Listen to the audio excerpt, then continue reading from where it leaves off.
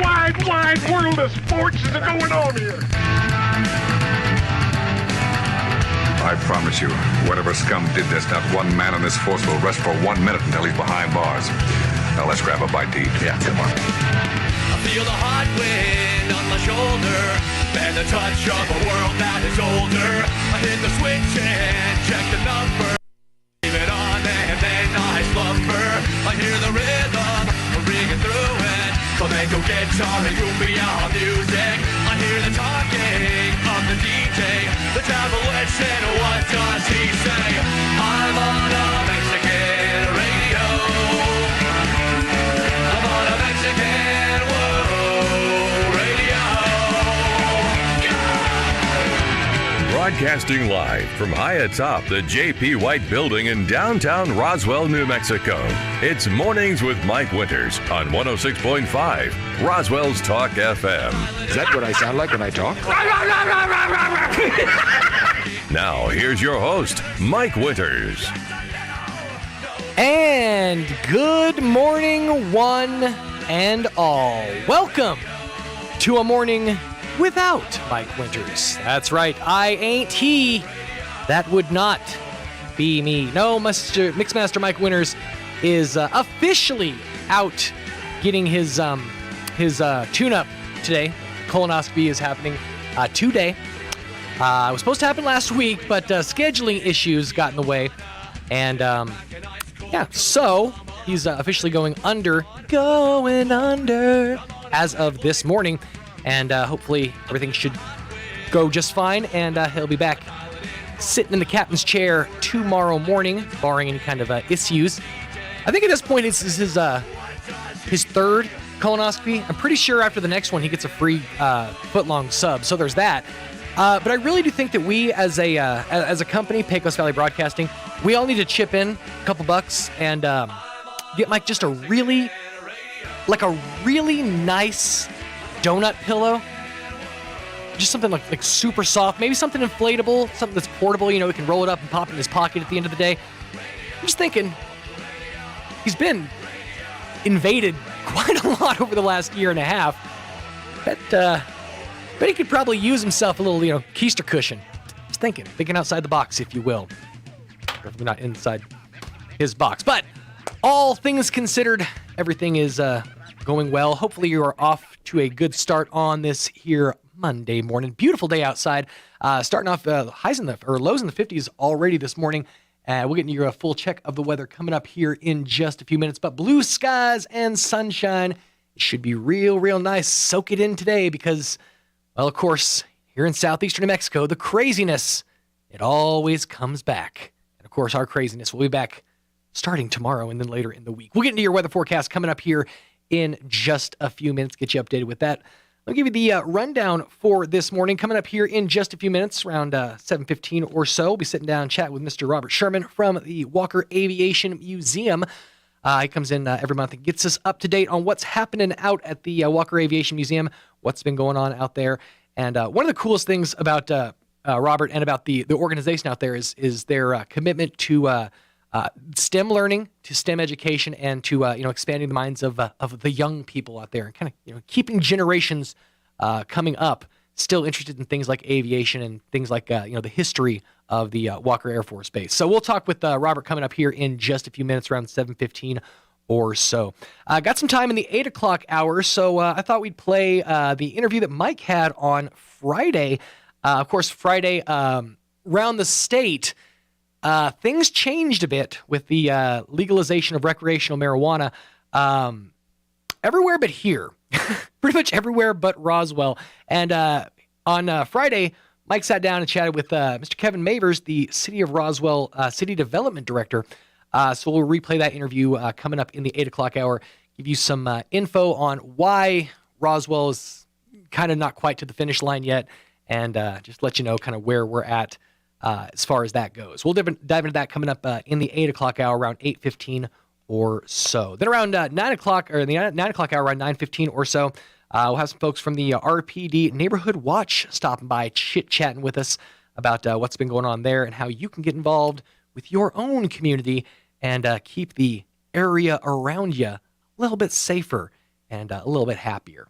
There you go. We'll dive into that coming up in the 9 o'clock hour, plus your other hourly features, which include your Town Hall business news, your Kim Commando update. We'll have your Chavez County Sports Report coming up here in just a few minutes, and whatever else happens to come across this fine desk right here. 10 minutes after 7 o'clock on a Monday. But hey, it doesn't have to be Monday. It's only Monday if you make it a Monday, right? It's whatever day you want it to be. It's really all about a state of mind. Time is irrelevant. 10 minutes after 7 o'clock. Let's get you up to date with the weather. I'm meteorologist Steve Hamilton with your Pecos Valley weather. Pretty nice over the next couple of days. A big warming trend coming up, and we've got some gusty wind on the way as well. We'll be in the low 70s for the afternoon high today, and we should get plenty of sunshine. For the overnight hours, clear and mid to upper 40s, and then a hot day coming up on Tuesday. We'll hit close to the 90-degree mark. Wind will be gusty, and we'll get plenty of sunshine. That's your latest forecast. I'm meteorologist Steve Hamilton. Thank you, Steve. Currently 51 degrees around Roswell Way. Humidity at about 29% with winds out of the north at about 13 miles an hour. Once again, I had to blow the screen up to where I could read it from this distance. Mike always talks about how he's getting older, but man, he's still got them good eyes. Barometer is at 29.92 inches with a dew point of around 20 degrees. For today, partly sunny skies, a few clouds around there. We're going to call it a mix of clouds and sunshine. But check this out. Room temperature on the outside, a high of 72 degrees. Wind's going to be calm out of the north, 10 to 15 miles an hour. It's going to be a great day to get out and about and see what Roswell has to offer you on a fantastic springtime day. Mostly clear tonight with a low overnight low of 49 degrees. Winds coming out of the north 5 to 10 miles an hour, becoming southwest later in the evening. For your Tuesday, as you heard Steve mention back there just a few minutes ago, areas of blowing dust after 1 p.m., and then sunny skies and a high of 92 degrees. 92 in April. Soak it in. It's going to be breezy tomorrow, too, with a wind out of the west 10 to 15, becoming increasing to between 20 and 25 later in the afternoon, and gusts could get as high as 35 miles an hour. So leave the floppy hats at home. It would not be advised. Tuesday night, areas of blow and dust after 7 p.m. Clear, though, with a low of around 49 degrees, and breezy with winds 20 to 25 miles an hour, decreasing to between 15 to 20 miles an hour. But again, gusts overnight could get as high as 35 on Tuesday night. Back up to 78 degrees on Wednesday with sunny skies and winds out of the north at around 15 miles an hour. And for Wednesday night, clear skies dropping down to a low of about 38 degrees. Thursday, sunny skies and a high of around 68 degrees. For Thursday night, clear with a low of around 35. And for your Friday, sunny skies, 73 degrees, pretty much staying right around that mark all week long, except for tomorrow, but let's not talk about that. Then for Saturday, beautiful conditions once again, 86 for the high on Saturday with sunny skies, mostly sunny, and 87 degrees for the high on Sunday. 13 minutes after 7 o'clock on this here Monday morning. So I got to tell you, Friday, for those of you who did join us, it was April Fool's Day, and we didn't really have anything super planned. So I decided to bite the bullet, or more specifically, bite the chocolate bar, and I officially ate a square of the world's hottest chocolate bar. Now, I did have young Roybert take the clip, isolate it, and post it up over on the 106.5 Roswell's Talk FM Facebook page. So if you haven't seen it, go check it out, because, y'all, I died. It was a miserable experience for 30 minutes. It was instantaneous as soon as I put it in my mouth, and it was like an epicenter. It started in the middle of the tongue, and it just spread through my entire mouth. And I don't know why the first thought that crossed my mind was, it's burning your mouth. Quick, swallow it. I don't know what that was going to help, but I did. And it made things so much worse. Literally every inhale, every exhale was torture. It hurt. So it felt like I was breathing in and out needles. It was terrible. So I went to my other studio. First I went to the kitchen to try to find something to relieve it. And we had no milk-based products, basically. So the only thing I had to relieve it was we have non-dairy creamer in the fridge, so I was sitting in there just chugging Italian cream flavored non-dairy creamer, and by the way, it did nothing. I was hoping it would coat the throat or something. And for like the second it was in my mouth, it cooled it off. But then as soon as it was gone, right back to it. So I just went, I sat in my office. I said, okay, I'm just going to sweat this out. I'm going to get through it. Made another TikTok video about 6 minutes after the fact, which, by the way, if you're not following me on TikTok, you really should. Sean Smalls 929 on TikTok. So I sat in my office, and for 30 minutes, I shook. The only way to explain it was, as someone has told me after the fact or explained to me after the fact, I basically shot my blood pressure up to the point where I almost had a heart attack, because what was happening was I literally had fever conditions. I was freezing cold. My skin was hot to the touch, and I was shivering for like 30 minutes. It was terrible. That's what I'm saying. I don't recommend this to anybody, especially to those who are sensitive to or not super great with the hot stuff. It's definitely a tough one to get past. But if you haven't already seen it, go check it out over on the 106.5 Roswell's Talk FM Facebook page. Sean Smalls versus the world's hottest chocolate bar. What was funny was I called out Mrs. Bain from Burindo Middle School, the band teacher over there, because she said she wanted to try it. I got a text from her the next day that said, "Thanks for calling me out. Now I got it. Now I can't chicken out." Basically, she said I held her feet to the fire, and so now she feels like she has to do it. Hey, you know what? Whenever you want to step up, I am going to get a waiver drawn up though before you do this, because I feel like if you're not working for us, I'm going to need some stuff signed before you put this in your face, because it ain't fun. We'll just put it that way. By the way, 9 million Scoville units for those who weren't in the know. It's some hot stuff. 16 minutes after 7 o'clock, going to pause, pay a couple of these bills, and I haven't seen if he's come in or not, but hopefully here after the break, we'll be sitting down with Mr. Robert Sherman from the Walker Aviation Museum. Stay tuned on A Morning Without Mike Winters. Roswell Medical Clinic is pleased to welcome Tanya Montoya as the newest member of the family. Tanya's expertise includes functional medicine, wellness, and women's health. Tanya seeks to truly partner with her patients to provide cutting-edge ideas to not only treat chronic diseases, but reverse them. Roswell Medical Clinic is committed to listening and helping each patient become the best version of themselves. Call Roswell Medical Clinic at 575-623-3311 or stop by 111 West Hobbs Street. Roswell Medical Clinic, providers that listen. Good morning, this is Smiley Wooten at the Roswell Livestock Auction. A good April run this week with a nice selection of all classes of cattle, especially high-quality Navy calves and light yearlings with condition. We expect to sell 1,000 head. Break it down like this: 75 to 100 weight cows and bulls, 75 to 100 pairs bred cows, 850 calves and yearlings. Today's sale will include 11 bred cows. Mr. Ron Parker, Hobbs, New Mexico, ex-quality black white face Angus cross cows bred to Angus bulls. They'll be 4 to 8 years old. 96 roping size calves. 3-Bar Cattle Company, Jowl, New Mexico. Good quality black and red Angus crosses. Bovill Gold 7-way at Brandon. Calves weigh 150, 225 pounds. Nice uniform roping size calves here today. 37 yearlings, Nathaniel Inns, Balmaray, Texas. Ex-quality black white face Angus crosses. These are yearlings. Medium condition, off short wheat, 700 to 825 pounds. 44 calves, Mr. Melvin Foley, Hope. Ex-quality black white face Angus and Brangus crosses. Medium condition, 400 550 pounds. 100 calves, Cordova Ranches, Los Lunas, New Mexico. Ex-quality 90% Hereford calves, dried out, long aged, 400 600 pounds.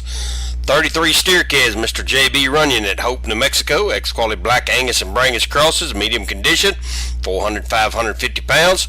56 calves, Chillicothe Ranch, Valentine, Texas. Ex-quality black white face Angus crosses. These are calves, medium condition, 350 550 pounds. And 33 Corrientes steers, Bodie Means, Valentine, Texas.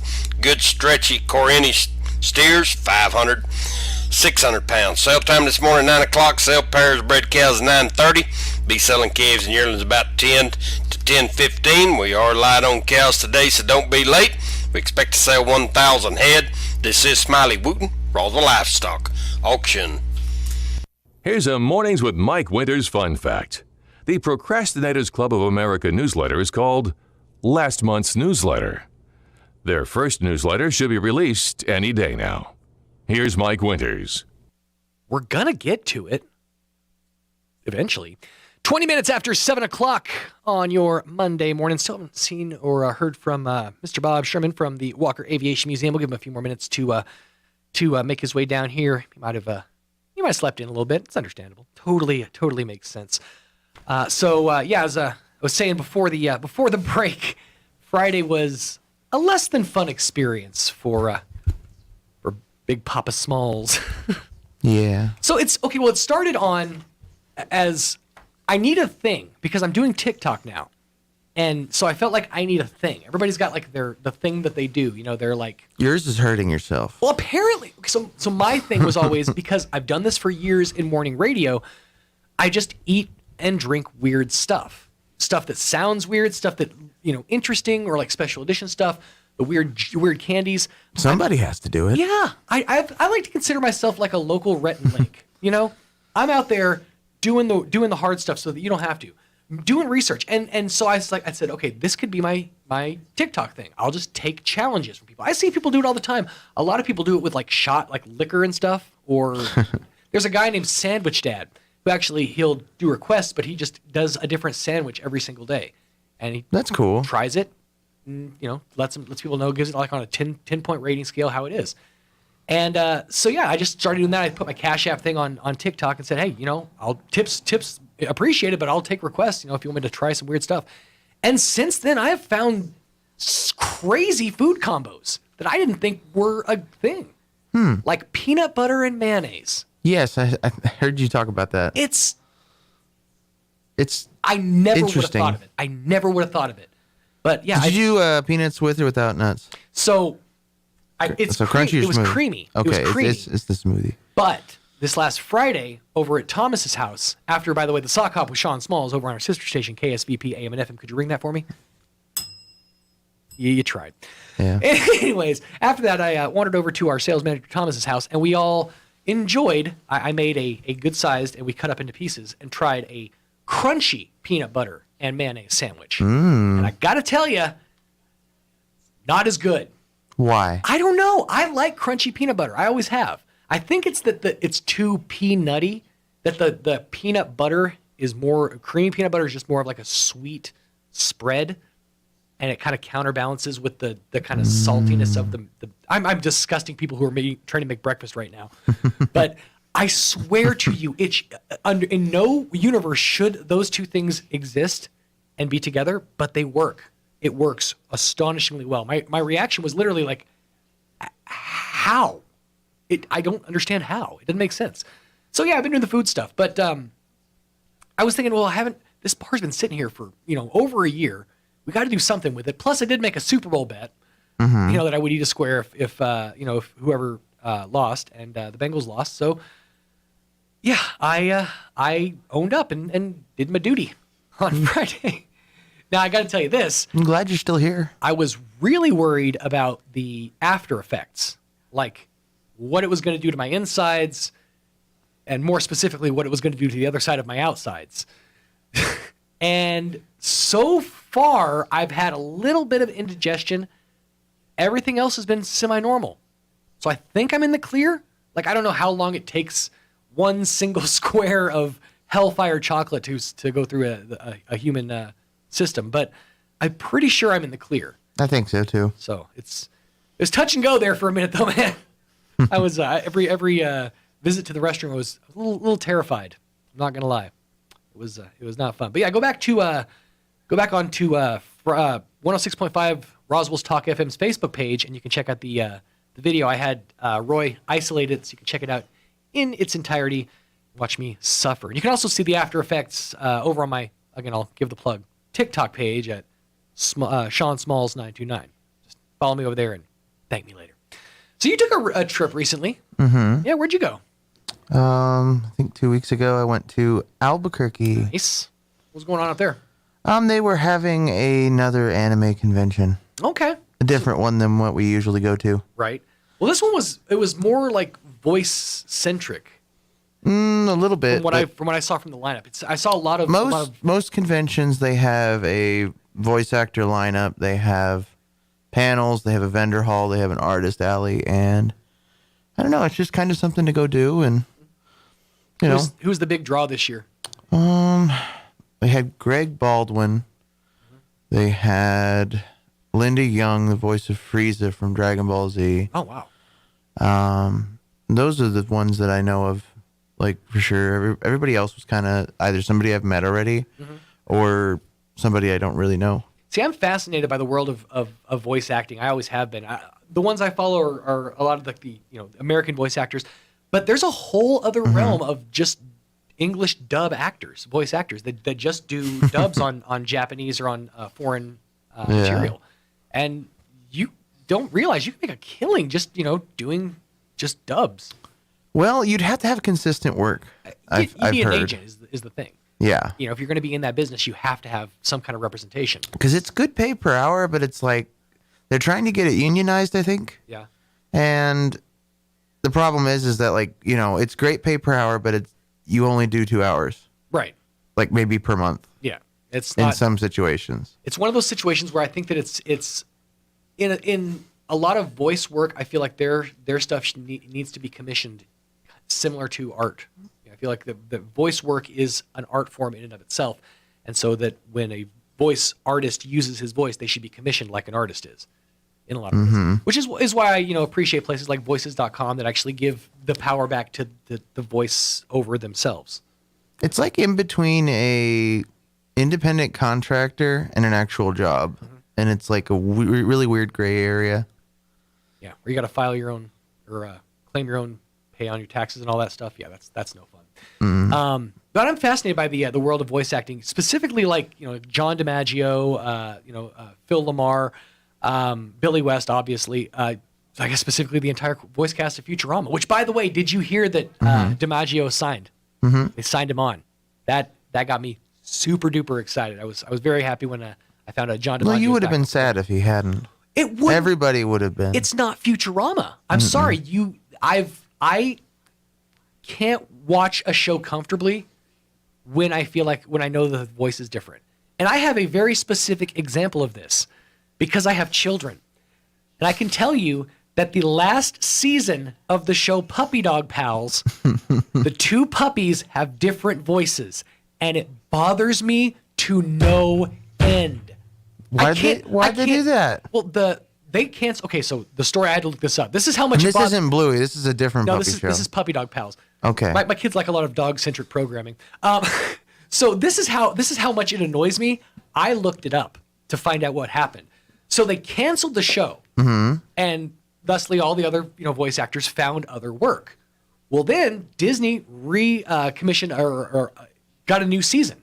Basically, brought them back for a new season specifically for Disney Plus, and to air on their other Disney programming, but specifically to first run on Disney Plus. When they did that, the creator of the show, Harlan Williams, he's still on board. He's Bob. He's the voice of Bob, so he's still on board. Some of the other adult cast was on board, but the kids had already moved on and found other work, so they had to get new kid actors.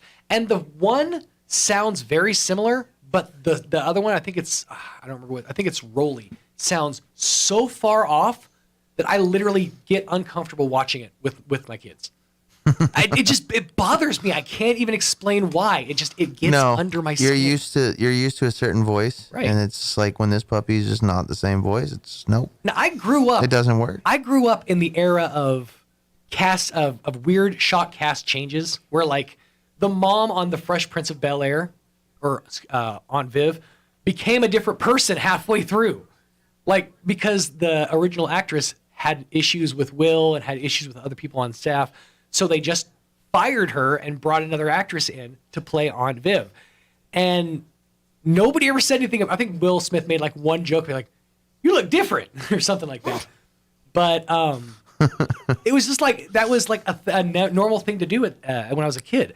But for some reason, when it comes to animation, when it comes to voiceover in animation, it just gets under my skin. Because it's the same character design, and a different voice. Right. It's like an uncanny valley. You get so used to a specific voice coming out of whatever, a character, a human, and then a different voice comes out of that person, be it they animated or not. It's just going to throw your head for a loop, one would assume.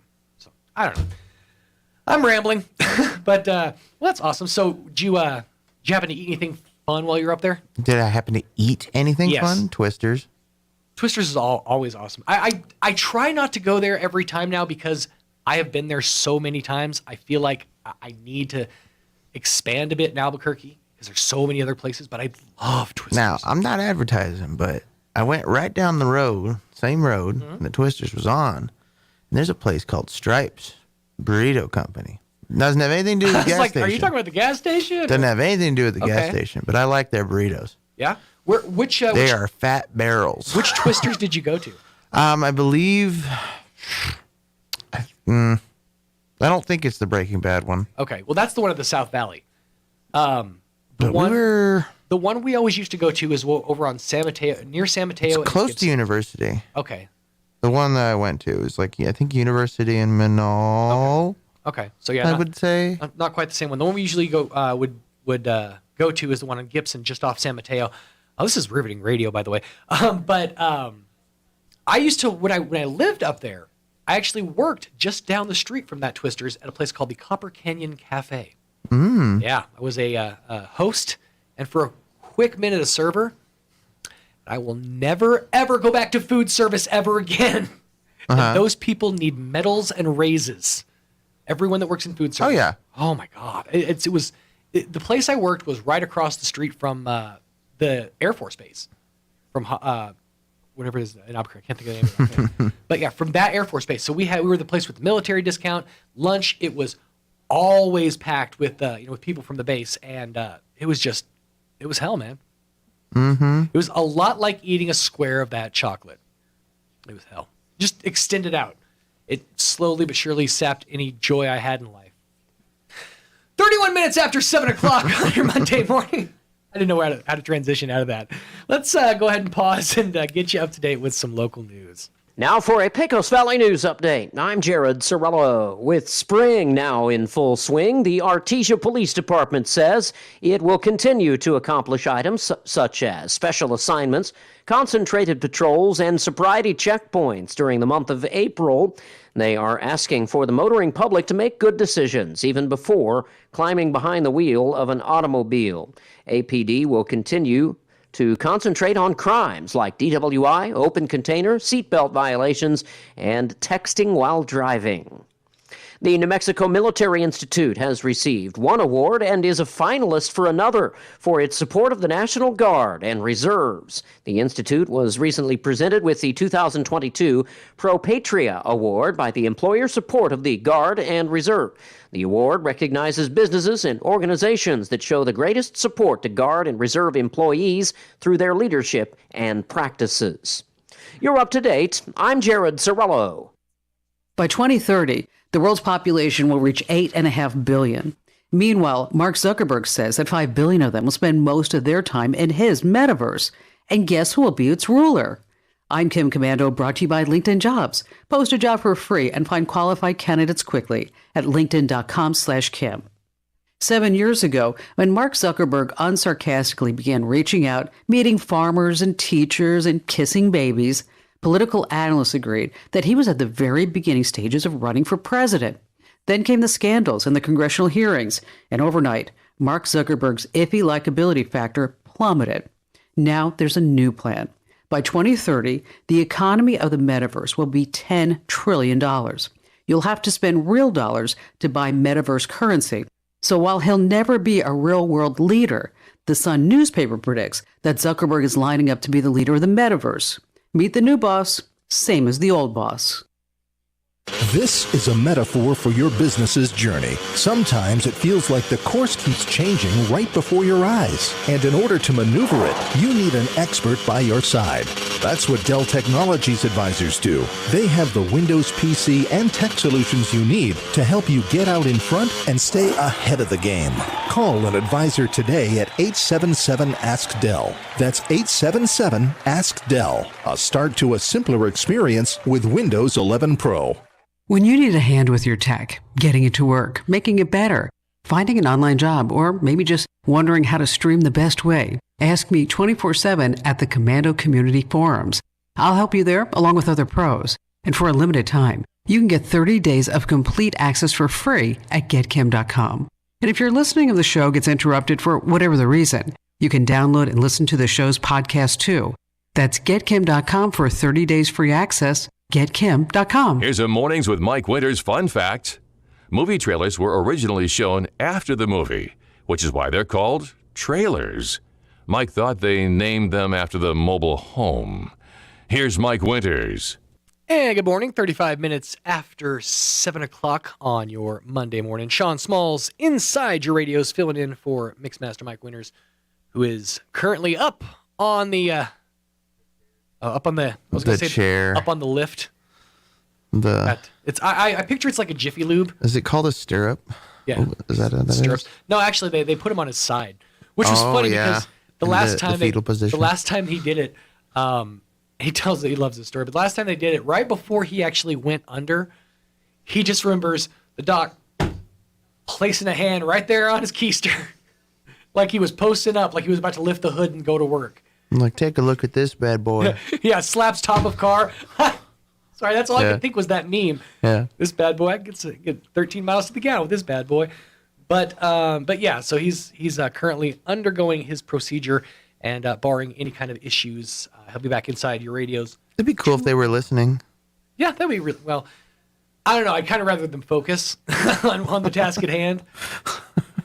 Maybe they want to listen to us just to concentrate. But I picture that the proctologist's office is a lot like a Jiffy Lube. Like there's a staircase down to this like little underlevel, the underdeck, and it's just like right under Mike, and then he's just like, and then they go to work. Well, I was picturing the lube part, to drain the oil, replace the filter, obviously, and then check with the owner if they want to do something about their air filter, their cabin air filter. These things are the things that need to be addressed, and then send him on his way, probably with like a pine tree air freshener around his neck. That'd be funny. Just new car smell. Just hang. It's actually like it's just a waistband. Because don't they put him on the good stuff? Yeah. Well, they put him on the great stuff during, but afterwards they put him on the still pretty good stuff. The decent stuff. The decent stuff, yeah. But yeah, so Mike is undergoing that procedure. As I mentioned earlier, I think that we should, as a company, get together and just all pitch in and buy Mike a donut pillow. We need to get him a pillow of himself. A big flat donut pillow? That'd be fine. Like donut pillow? Heck or yeah. just a long version of that. If we could, here's what we need to do. And I know a printer, so I think we can make this happen. Get him a donut pillow, right? Mm-hmm. And just have him put his face on the pillow. He could sit on himself. He can sit on his face. Mm-hmm. I mean, the marketing writes itself. Sit on Mike's face. This could be merch for Pecos Valley Broadcasting. We're always looking at different revenue streams. Right there, boom. Would y'all buy a pillow with Big Flat Mike's donut pillow, or on it? I guess, keister pillow, hemorrhoid pillow. I don't know if hemorrhoid pillow would be right. He'd probably want royalties or something. Oh, he would have to, I'm sure. For every pillow sold, he gets like a sandwich. This would probably involve like a photo shoot. I'm thinking, and a hair and makeup team, obviously. Because we want the face that... We want the best The face picture. that Roswell is going to sit on, we want it to be the best. Sit on the best, Roswell. That's what we're saying. Sit on the Mike Winters donut pillow. Available soon. We're gonna get to work on that. Wait, wouldn't a donut pillow imply that it has a hole in the middle? Right, which is why I'm trying to figure out exactly. It might be like a jelly donut pillow. Yes. Where it's like filled. Just a cake. Like a Bismarck. What is that called? A cake? This is a mini cake? Yeah, I guess. Or like a long john. But then the idea of it being a curler, a keister pillow doesn't. Curler. We Not could a curler. So what about a leg pillow? Like we could turn I don't know. Maybe his arms. Body pillow's fine too. Ooh, what we need to do? We need to make the Mike Winters waifu pillow. Yes, yes. It's just Mike Winters side profile with one arm. It's just his legs. It'll flop over you. It'd be funny. You could play Big Spoon with Mike. We're creating a whole universe here. Doggone it. We really need somebody with. Yeah, no, we don't have a merch store. Sorry, everyone. We need it. Anybody out there who's got like an Etsy page, who's super crafty, wants to help us out and craft the Mike Winters waifu pillow, I'll definitely give you a shout out. I'll bring you on the air. Heck, we'll make a whole afternoon of it. It'll be fun. But yeah. I'm just picturing him just in the seats next to us here. Right. It's just like, these are my pillows. Yeah, just hanging out. I got a mic over there. This is my art. We could do the whole set. You I can do commissions. You can get the Mike Winters waifu pillow, the Sean Smalls ottoman. So you have a nice place to put your feet. It's just me crouched down in the fetal position, and then like, I don't know, the Tanner real doll. No, probably not. Ooh. No. That's scary. Let's see. Because you got your waifu pillow for the cuddling. Yeah. You got your ottoman to kick the feet up. Okay. The Tanner easy chair. It's just Tanner sitting like this, and you get to sit on Tanner's lap, kick your feet up on Sean, cuddle with your Mike Winters waifu pillow, and just sit back and enjoy mornings with Mike Winters. Maybe by a cozy fire with like a glass of Chablis. That's the way you enjoy a morning show. Truly, with a glass of wine next to a roaring fire, wrapped up with all of your favorite morning radio characters all surrounding you. That's the way you do it.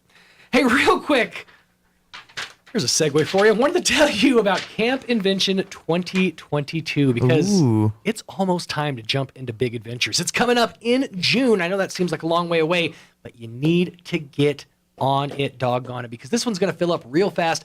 This is kind of the return to normalcy for Camp Invention. They've sort of been downplaying it over the last couple of years. Last year, they sort of did something, but it was kind of mostly virtual. This year, it's their first all back to normal Camp Invention. And this year, awesome. They're jumping into some adventures. They got 4 different categories that they're going to be going over: robotic aquatics, spacecation, NIHF's The Attic, which I understand has a lot to do with art because they're working the A into STEM to make STEAM, A standing for art, so science, technology, engineering, arts, and math. And the final one is Marble Arcade, which I love that because I spent a lot of the last year watching Gels marble races on YouTube and was fascinated by it. So I'm curious to see how they're going to do this. Now, the total cost for the group is $255 before the discount. By the way, the camp is going down June 6th through the 10th, and it's happening at the First United Methodist Church. But again, cost is $255 before discount, but there are partial scholarships still available. You need to act fast if you want to get one of those partial scholarships. If you do, contact Miss Peggy Bolin at 575-420-9955. That's 575-420-9955. Or shoot her an email at pbolin, that's PBOHLIN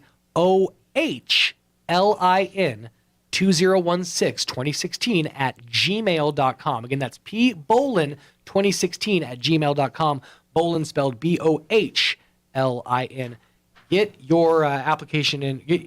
Secure your spot for Camp Invention 2022 because it is going to be big this year. 18 minutes away from 8 o'clock. Let's get you up to date with that local weather. I'm meteorologist Steve Hamilton with your Pecos Valley weather. Pretty nice over the next couple of days. A big warming trend coming up, and we've got some gusty wind on the way as well. We'll be in the low 70s for the afternoon high today, and we should get plenty of sunshine. For the overnight hours, clear and mid to upper 40s, and then a hot day coming up on Tuesday. We'll hit close to the 90-degree mark. Wind will be gusty, and we'll get plenty of sunshine. That's your latest forecast. I'm meteorologist Steve Hamilton. Thank you, Steve. Currently still 51 degrees round Roswell Way. Humidity at 29%. Winds out of the north at about 13 miles an hour with a barometer at about 29.92 inches. And the dew point of 20 degrees. You know what we don't do is soil temperature. Gene does soil temperature. I've never thought to actually tell people what the temperature of the soil is. It's I don't know, it's cold right now. It's probably going to be warm later. That helps. The dirt is cold. Right. The dirt is warm. Ask Jim Gill, Roswell Seed. He'll tell you all the stuff you need to know about the temperature of your dirt. I don't know. The dirt is dirt. I don't know how hot your dirt is, okay? I didn't do that kind of research. Mostly sunny, 72 for the high today, under partly sunny skies, mix of clouds and sun. But winds are going to be calm today. Winds out of the north 10 to 15 miles an hour, and enjoy that because next day or so, it is going to be a blowy one. Mostly clear for tonight, 49 for the overnight low. Winds out of the north 5 to 10 miles an hour, becoming southeast later in the evening. Were you giving me wind Foley? Yes. That's awesome. For tomorrow, for your Tuesday, areas of blowing dust afternoon. Sunny skies with a high of around 92 degrees. Winds are going to be a breezy. Winds out of the west 10 to 15 miles an hour, increasing to between 20 and 25 in the afternoon. Wind gusts could get as high as 35 miles per hour. Tuesday night, clear skies dropping down to 49 degrees, and again, breezy with a wind out of the west, 15 to 25 miles an hour. And for your Wednesday, the winds are giving us a break on Wednesday. Sunny skies, 79 for the high. Winds, again, calm at about 10 to 15 miles an hour. For your Wednesday night, clear and dropping down to 38 degrees, but back up to the almost 70-degree mark for Thursday, 73 for Friday, and back into the 80s. Smooth sail on into the freaking weekend. You know, before I wanted to do radio, that was the first job I ever wanted. Weather? No, Foley. Oh. Because when I was a kid, I was fascinated. I've used the word fascinated way too much. I need to get myself a thesaurus. I liked it. I was awed by the dudes who used to make old, and it was radio adjacent, but the old sound effects for radio shows, for like the old like radio dramas from back in the day. Ooh. Have you ever seen it? It's amazing. They'll stand at the table or sit at the table, and it's got like a bucket of water and like a shoe, a little mini door, and then like a piece of like a long piece of steel or whatever, and they'll just make thunder sounds. They'll with the door, they'll stomp with the feet. They have like a tub that has like gravel in it, so they can make it sound like you're walking outside. And it's just all these sounds, and still to this day, Foley exists. Like the sound of a punch in movies is actually, I think they said it's the sound of like somebody hitting meat. I can't remember exactly what it was. Yeah, it's like Not hitting like a steak or something like that. They like smacked a steak, and that's what made the classic punch sound that you hear all the time. But it's one of the things. It's like, yeah, it's like you have to think outside the box. Like, what could that be? I don't know. It can be whatever you want it to be. But like, for example, the classic sound of Speedy Gonzales running away. That sound? You know the sound I'm talking about? I think so. I need to take a. I was gonna say, I think that's somebody the voice sound acted of a that. gun ricochet. The first part. Now that first part, that was Mel Blanc or Blank. But that's the sound of a bullet ricochet. That's nice. Yeah, I didn't know that until I got into radio, until I learned about Foley. Still to this day, people do Foley, and it's like one of those, you don't notice it until it's not there, and then it drives you crazy. Like if you don't hear the sound of footsteps, you're like, something's not right here. That little thing makes such a huge difference. I was always fascinated by the world of like Foley artists and stuff like that, and radio, and I guess now movies and TV shows. It's still out there. There's still genuine sound engineers, dudes that went to school to learn how to make sounds out of stuff. They literally probably were just told, get a microphone, get a really good microphone, get a really good recorder. Yeah. Just go record everything and then change the pitches of stuff. I like to think that the people that didn't make it as Foley artists fell out, and now they're just the dudes making ASMR videos on YouTube. Yeah. They're just, we had all this really good equipment, and we didn't make it as a Foley artist. So I guess we're just going to get really close to the microphone and start crinkling papers. I like the microphones with the ears. They actually have ear mics. Like, you put in your ear? No. What? Like it's a literal head. No! And it has two ears on it. But why? And it's made for dynamic ASMR. It's specifically for ASMR? Yes. That is creepy. That way it's on one side or the other, depending on which side you talk on. You could just do that with unidirectional microphones. Technically, but this is specifically a head. It's funny. I guess. Then you come over here, and then you come on this side, and go, "What's up?" I can't even do the line from Joe Dirt. It's not appropriate for radio. I guess. You know what? Different strokes for different folks. Never knock the way another cat swings. We'll just leave it at that. It's 2022. If y'all want to talk into creepy disembodied heads, mannequins, do you? 11 minutes away from 8 o'clock. Let's pause and get you up to date with the Chavez County Sports Report. It's time for the Chavez County Sports Report. Well, doubleheader action on Saturday for Roswell and Goddard against each other, and it was all Roswell. The Coyotes beat back Goddard 12-0 in the first game of the Twin Bill. Maria Grajeda, a senior, Yadira Aragon, a freshman, and Victoria Sandoval all homered in that game. Well, you think that was bad? Second game, Roswell 22, Goddard 5.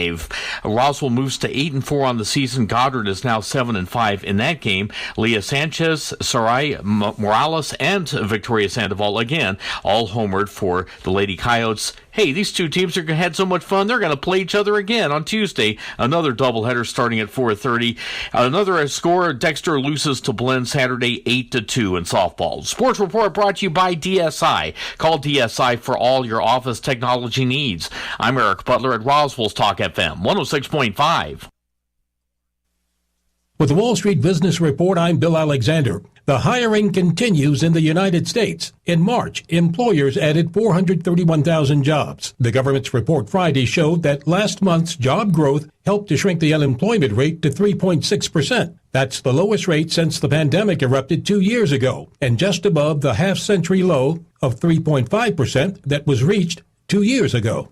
New vehicle sales in the United States were expected to fall around 15% in the first quarter compared with a year ago, as the global computer chip shortage continued to slow factories amid high consumer demand. General Motors reported Friday that its sales were down 20% for the quarter, while Toyota sales were off 15%. Stellantis sales were down 14%, while Nissan was off almost 30%. Honda reported a 23% decline. Many automakers reporting sales made reference to the chip shortage.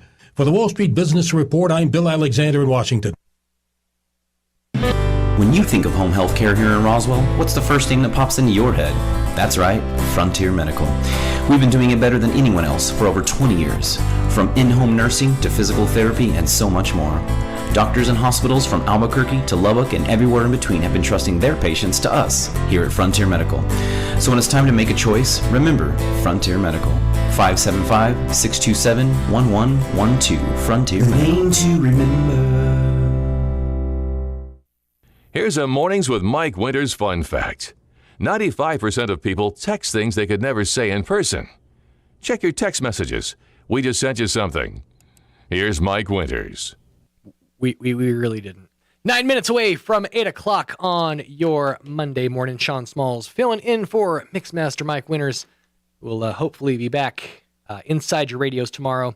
And then hopefully within the next couple of weeks, he'll be able to sit on his own face. If you didn't catch the show earlier this morning, then that reference means nothing to you, but we're still in the process of trying to get a Mornings with Mike Winters jelly donut, I guess in this case, hemorrhoid pillow. We're going to make it happen. We just need the funds. Hey, do you know someone who has an outstanding character, who's an outstanding community leader right here in Roswell?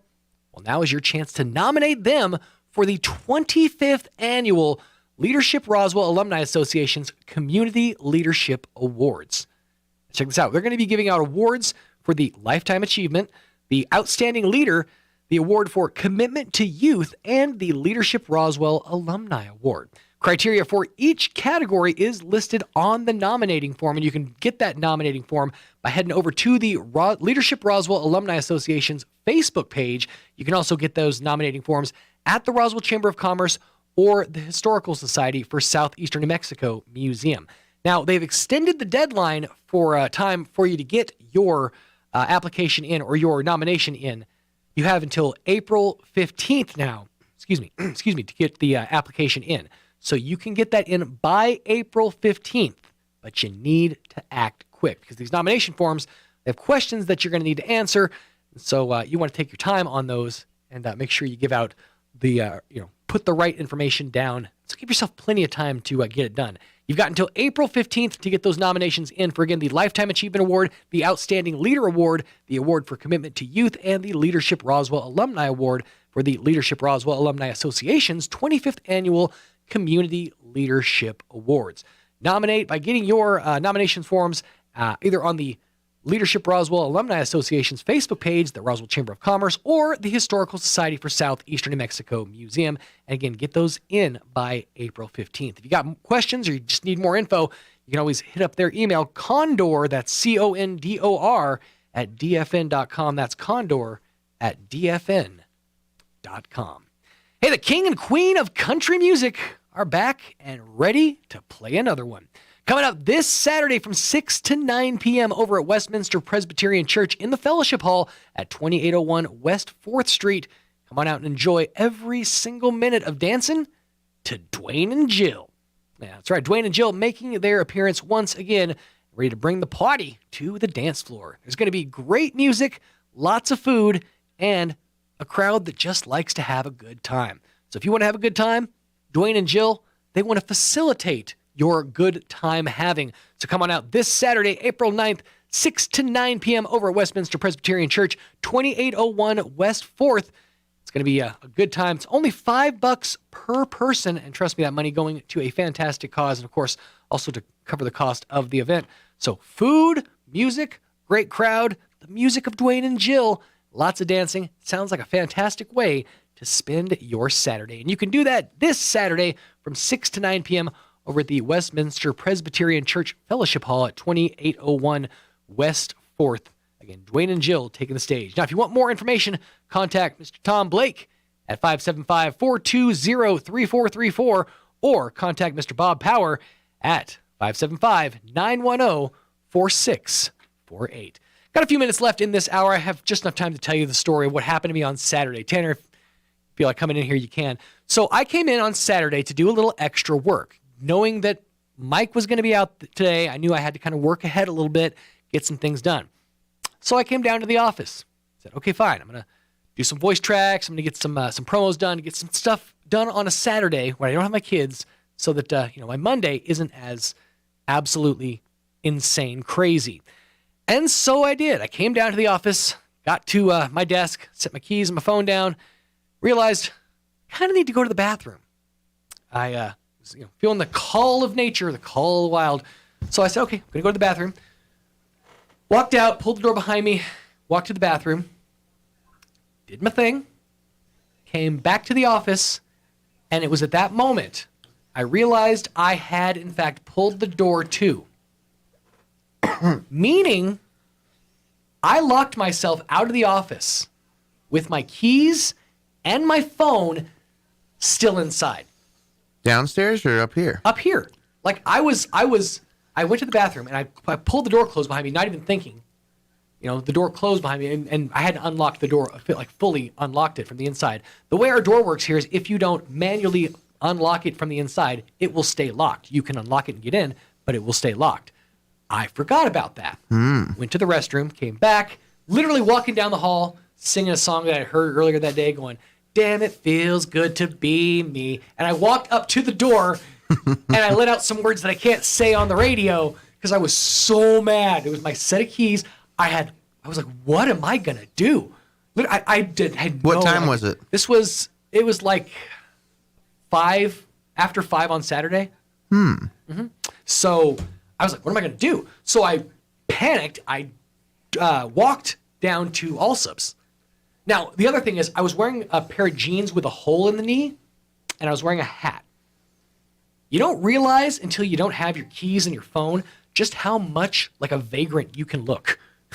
I was walking down Main because I also have a bit of a limp because my hip is messed up. Mm-hmm. So I'm limping down Main with tattered jeans and a dirty baseball cap, looking for someone with who would let me use their phone out of the kindness of their heart so I could call Mike. That's what I thought was, get Mike down here, he can let me back in, all good. So I got to Allsup's, called Mike, and because nobody in 2022 answers a phone number they don't know, straight to voicemail. Aw. No! So I walked back to the office. Okay, I'm going to walk. I think I got done about 5:30. I came back. Yeah. I was here for a little bit. Was my car outside? I don't know. I didn't go back there. I was walking around a lot. I was back here about 6. Anyways, so I go to Stellar, try to use their phone. They were closed. The barbershop downstairs, the guy let me use his phone. Finally got a hold of Mike. I think 2 numbers from, 2 different numbers that he didn't know. It was probably something important. So he picked up, came down, got me back in the office.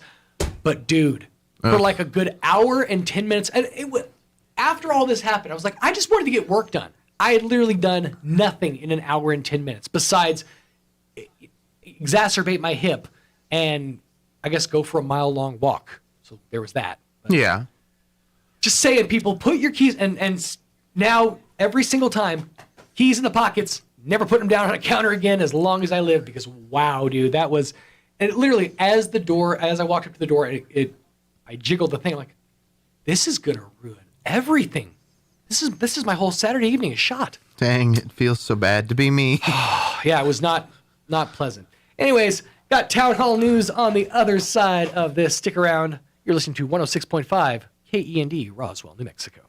Your home for Coast to Coast AM in Roswell, 106.5 Roswell's Talk FM, KEND, Roswell, New Mexico. News this hour from townhall.com. I'm Rich Thomason. He's calling it genocide. Ukrainian President Zelensky denouncing the mass execution of civilians, torture, and other atrocities allegedly committed by Russian troops in Ukraine. The BBC's Emma Body is in Lviv. Images from the town of Bucha of bodies strewn across the streets have led to international condemnation. President Zelensky has said Ukraine will investigate and prosecute alleged war crimes with a specially formed team of international experts, prosecutors, and judges. He said that process would begin immediately. What did the town of Bucha do to Russia? He asked in last night's video address. The German defense minister says Europe must consider stepping up penalties for Moscow by boycotting exports of Russian natural gas. Jury selection beginning for the penalty phase of the trial of Nicholas Cruz, the Parkland, Florida school shooter. Jurors will determine whether the 23-year-old will be put to death for murdering 17 students and staff at Marjorie Stoneman Douglas High School in Parkland, Florida, or spend life in prison. Cruz pleaded guilty to the 2018 massacre. The parents and spouses of victims who have spoken publicly said they are in favor of his execution.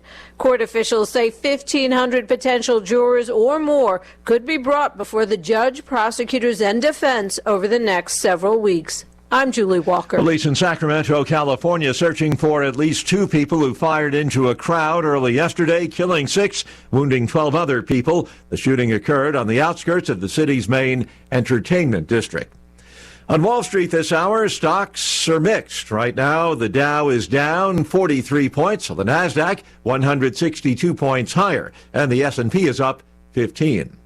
More on these stories at townhall.com. I'm about to compare a pepper shaker to a cash-out refinance. Hang with me. You know when you're at a restaurant and they ask, would you like some fresh ground pepper?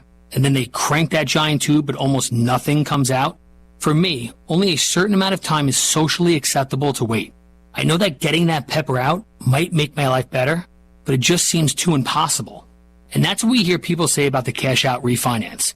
People realize that the value of their home has gone up like hot pepper the last few years, leaving all this extra money sitting inside their home. But is it too hard to get out? It's Ryan from United Faith Mortgage. If you're interested in cashing out the extra pepper in your home, we're good at doing all the work while you just sit back and relax. And often, your mortgage payment and years in the loan will stay the same.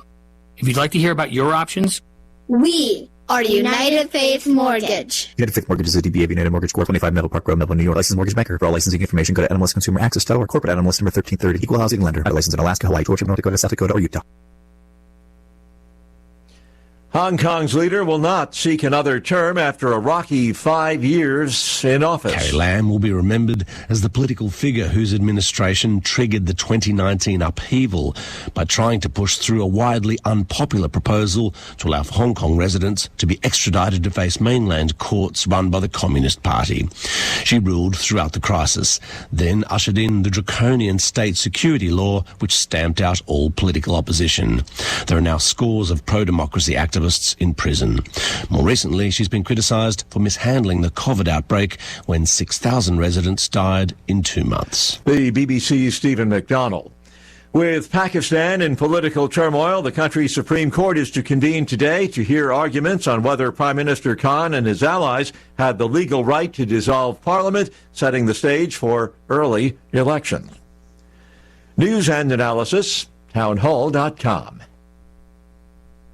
BMW shutting down production at 2 of its German factories. And Mercedes slowing work at its assembly plants, while Volkswagen, warning of production stoppages, is looking for alternative sources for parts. For more than a year, the global auto industry struggled with a disastrous shortage of computer chips and other vital parts that has shrunk production, slowed deliveries, and sent prices for new and used cars soaring beyond reach for millions of consumers. Now a new factor, Russia's war against Ukraine, has thrown up yet another obstacle. Critically important electrical wiring made in Ukraine is suddenly out of reach. Rhonda Rockster reporting. A jury in Lansing beginning deliberations after days of testimony in the trial of 4 men accused of plotting to kidnap Michigan Governor Gretchen Whitmer.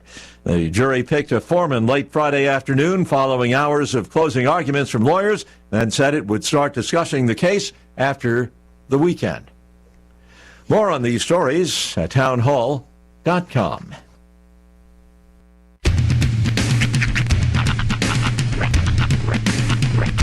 What in the wide world of sports is going on here?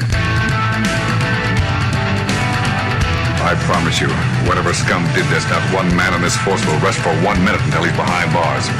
Now let's grab a bite to eat. Yeah, come on. I feel the hot wind on my shoulder and the touch of a world that is older. I hit the switch and check the number.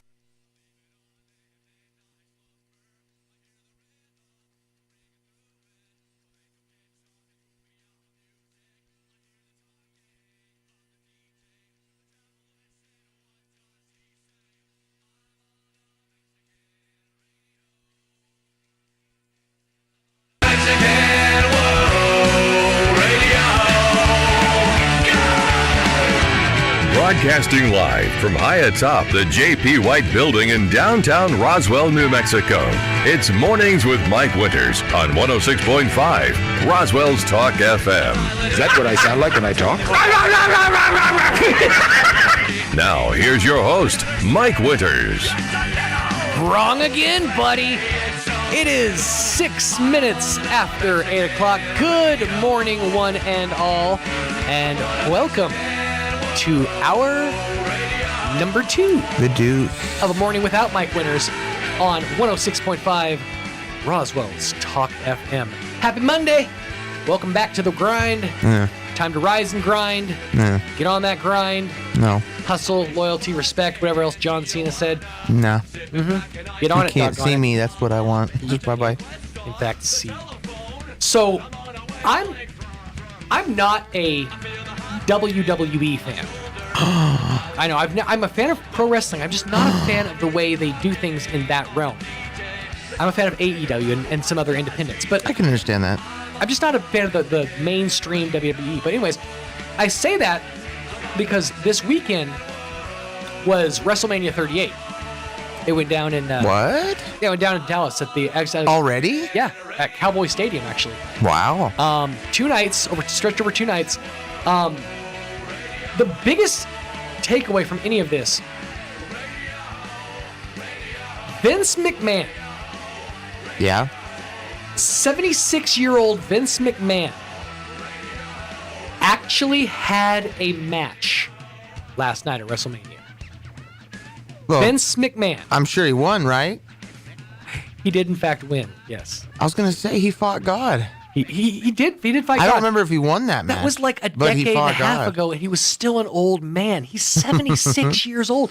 But to I tuned in for a few of these matches, but to watch him like flail and try, and then watch actual professionals have to take bumps and like take his pit. It's hilarious. It hit. It's a variety show. It was. You know? Now, granted, earlier in the night, and this was actually pretty entertaining. Johnny Knoxville had a match. Actually, he was fighting Sami Zayn in a no holds barred match, which was is an anything goes match. Is actually what it was. Of course, because it's the Jackass crew, you knew hilarity was going to ensue. Oh yeah. So first, Party Boy shows up. What's his name? Can't think of his actual name offhand. Anyways, Chris Pontius. He shows up in the full like tearaway pants with the unzipped shirt. So he's gonna do Party Boy, meaning like break out the thong, and so he does that and he starts dancing up on Sami Zayn. Then Wee Man shows up. Oh boy. And this is again where when you watch pro wrestling, it does require a modicum of suspension of disbelief. That is required if you're going to enjoy watching pro wrestling. Because then Jason Acuna, Wee Man, all like 3 foot of him, picked up and scoop slammed Sami Zayn. And Sami Zayn sold it. Like he had just taken a massive bump, like a massive slam from like Omos or something. So that all happened. Then they break out 2 boards covered in mouse traps, which they placed onto a table. Who I believe Sammy got put through that table with the mouse traps on it, and then they break out. Do you remember the big hand from Jackass? I don't in the movie? think so. They in the movie they wired a big hand like on a spring. The newest one or no, a this is different one? like Jackass 2, I think. Okay. It's a hand on a big spring, and then like they would have people come in the room, and then they would just like slam. It was one of the funniest ones because like Bam Margera got nailed, so they brought the big hand back. So Sammy got nailed with the big hand. They had a mechanism that was set up with a boot to kick him in the groin.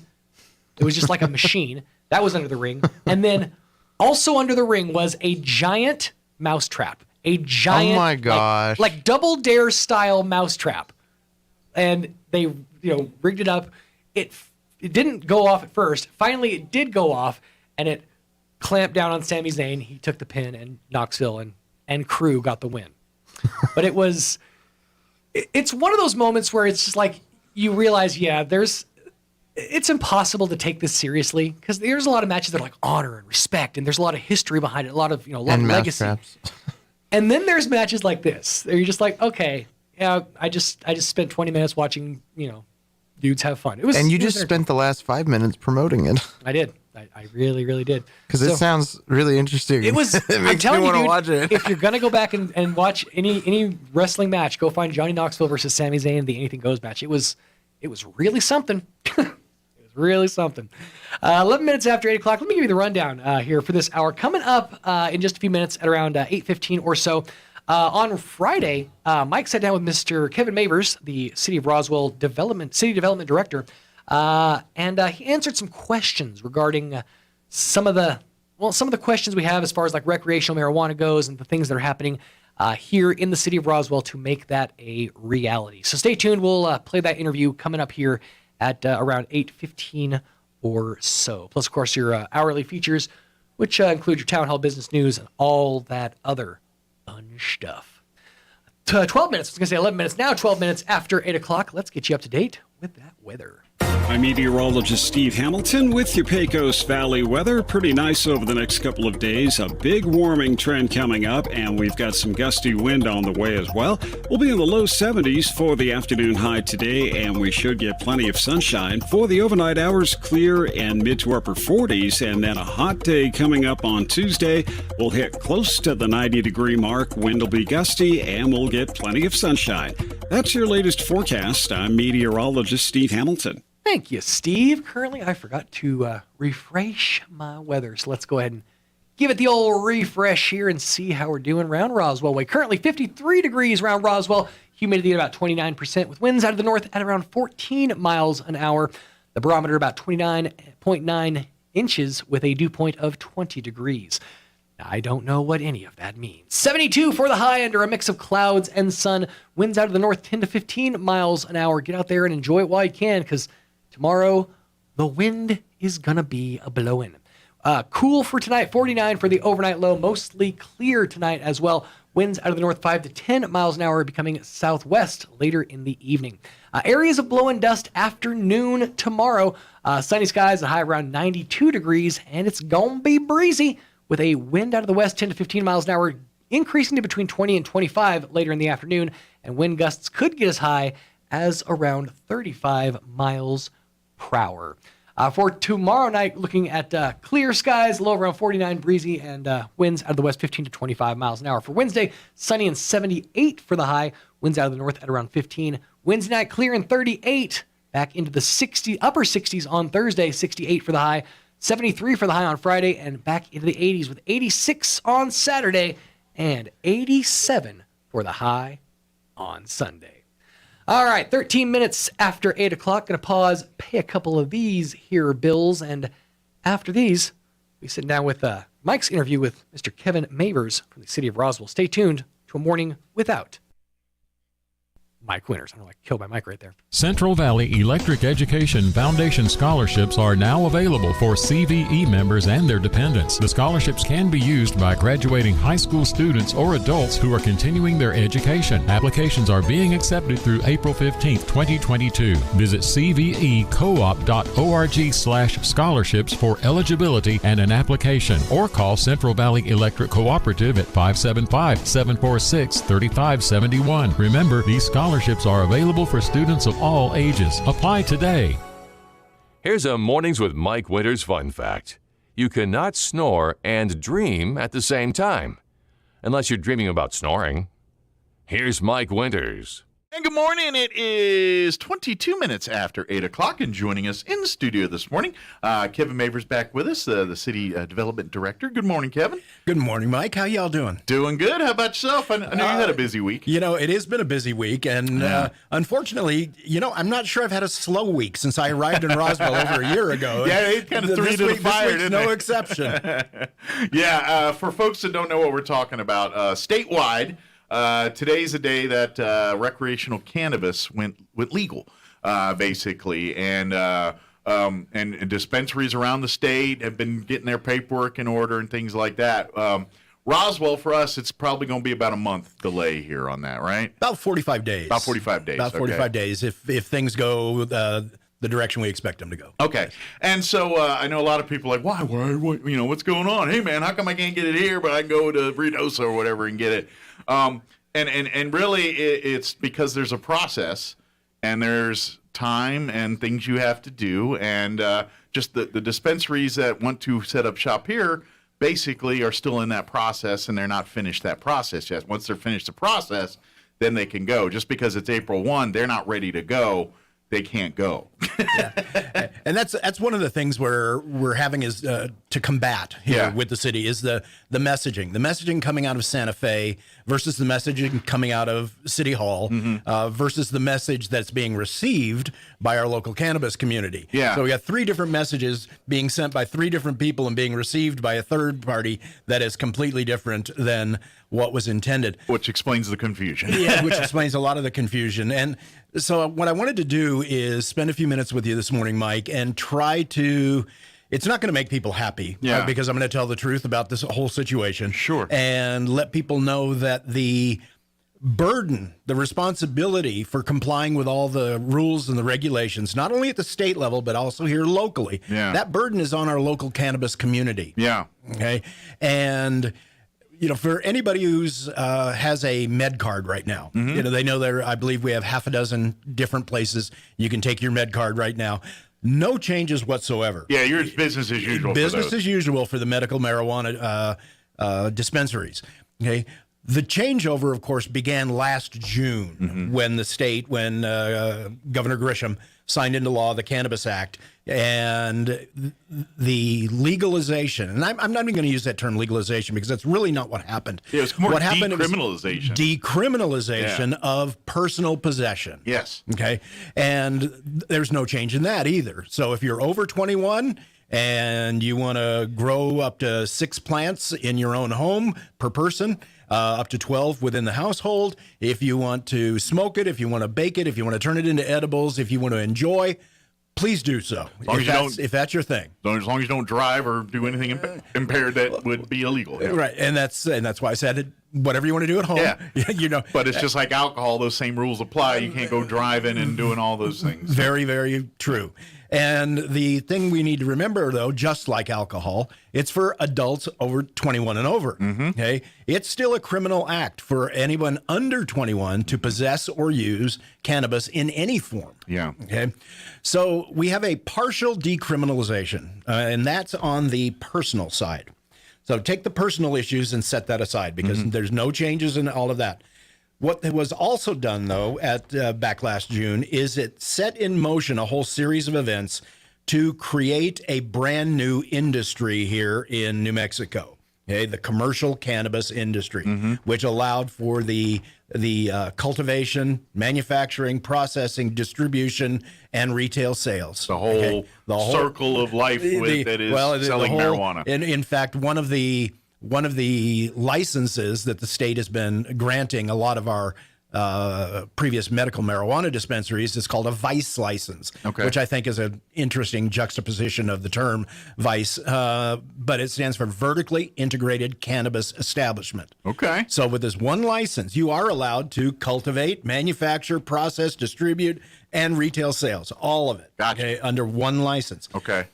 Now, most of our medical marijuana facilities, our dispensaries here in town, have been granted that license. In fact, I've yet to see anything other than that. Okay. What that does, though, is it sets in motion a whole nother series of events that needs to happen. Because the state allows the local jurisdictions, whether it's the counties or the cities, to establish rules for time, place, and manner. Okay. In other words, time. We can help working with youth, working through our process. We can legally say, you know what, Mike, love your idea, love your dispensary, but you can only sell from 10 a.m. to 8 p.m. Gotcha. Monday through Saturday. It's kind of like with liquor. If you remember, you can buy beer on Sundays up until recently here, or at least in city and all that. Same kind of laws. Same kind of laws. Yeah. In fact, they're very, very similar to any type of adult use law. We have a very strict sexually oriented business regulations here in town. There are the liquor laws, of course, which are also multi-jurisdictional. You've got the federal, you've got the state, and you've got your local, all which have to be complied with. Okay. The cannabis laws are no different. You've got federal laws, which basically say no. It's all illegal. Yeah. Okay. We have the state laws that say, okay, but within our jurisdictional boundaries. And then you have the local laws where we establish time, place, and manner.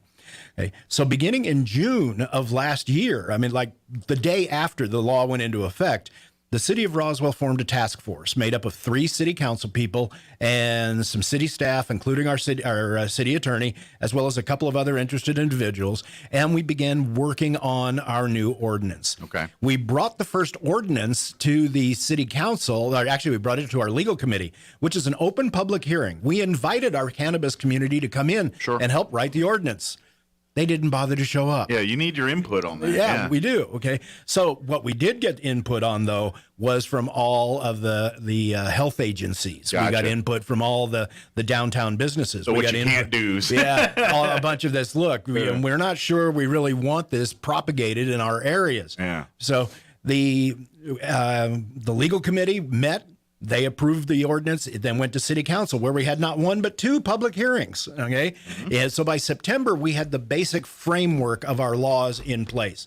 Since then, there's been another 6 city council meetings, as well as 3 additional legal committee hearings, all of which open to the public, all of which we've invited people to come in and comment on, all of which our local cannabis community has failed to show up for. And by the way, most of which you could probably go back and rewatch if you don't believe them. on Absolutely. The city's website. Check out our YouTube channel.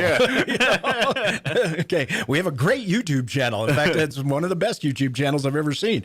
Anyway, and you'll find all the old public hearings on that. Yeah. You won't find the legal committee meetings, but you will find all the city council public hearings. So you can go back and check all that. So fast forward to January of this year. The city of Roswell was done.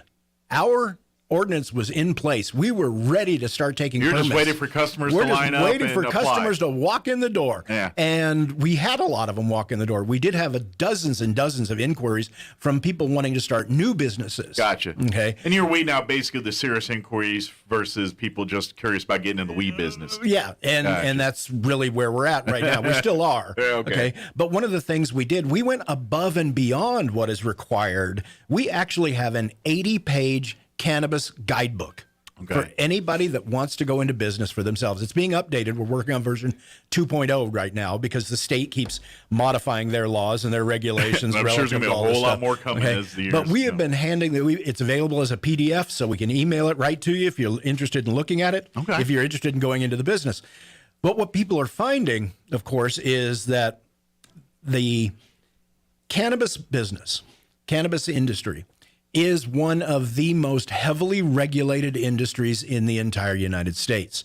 This is not an easy industry for the mom and pop to get into. Sure. You know, you can if you've got a happen to have a boatload of cash sitting around. Right. Because you can't go get a loan to start one of these businesses, especially not from any federal agency or any FDIC. federal insured bank. Yeah. Okay.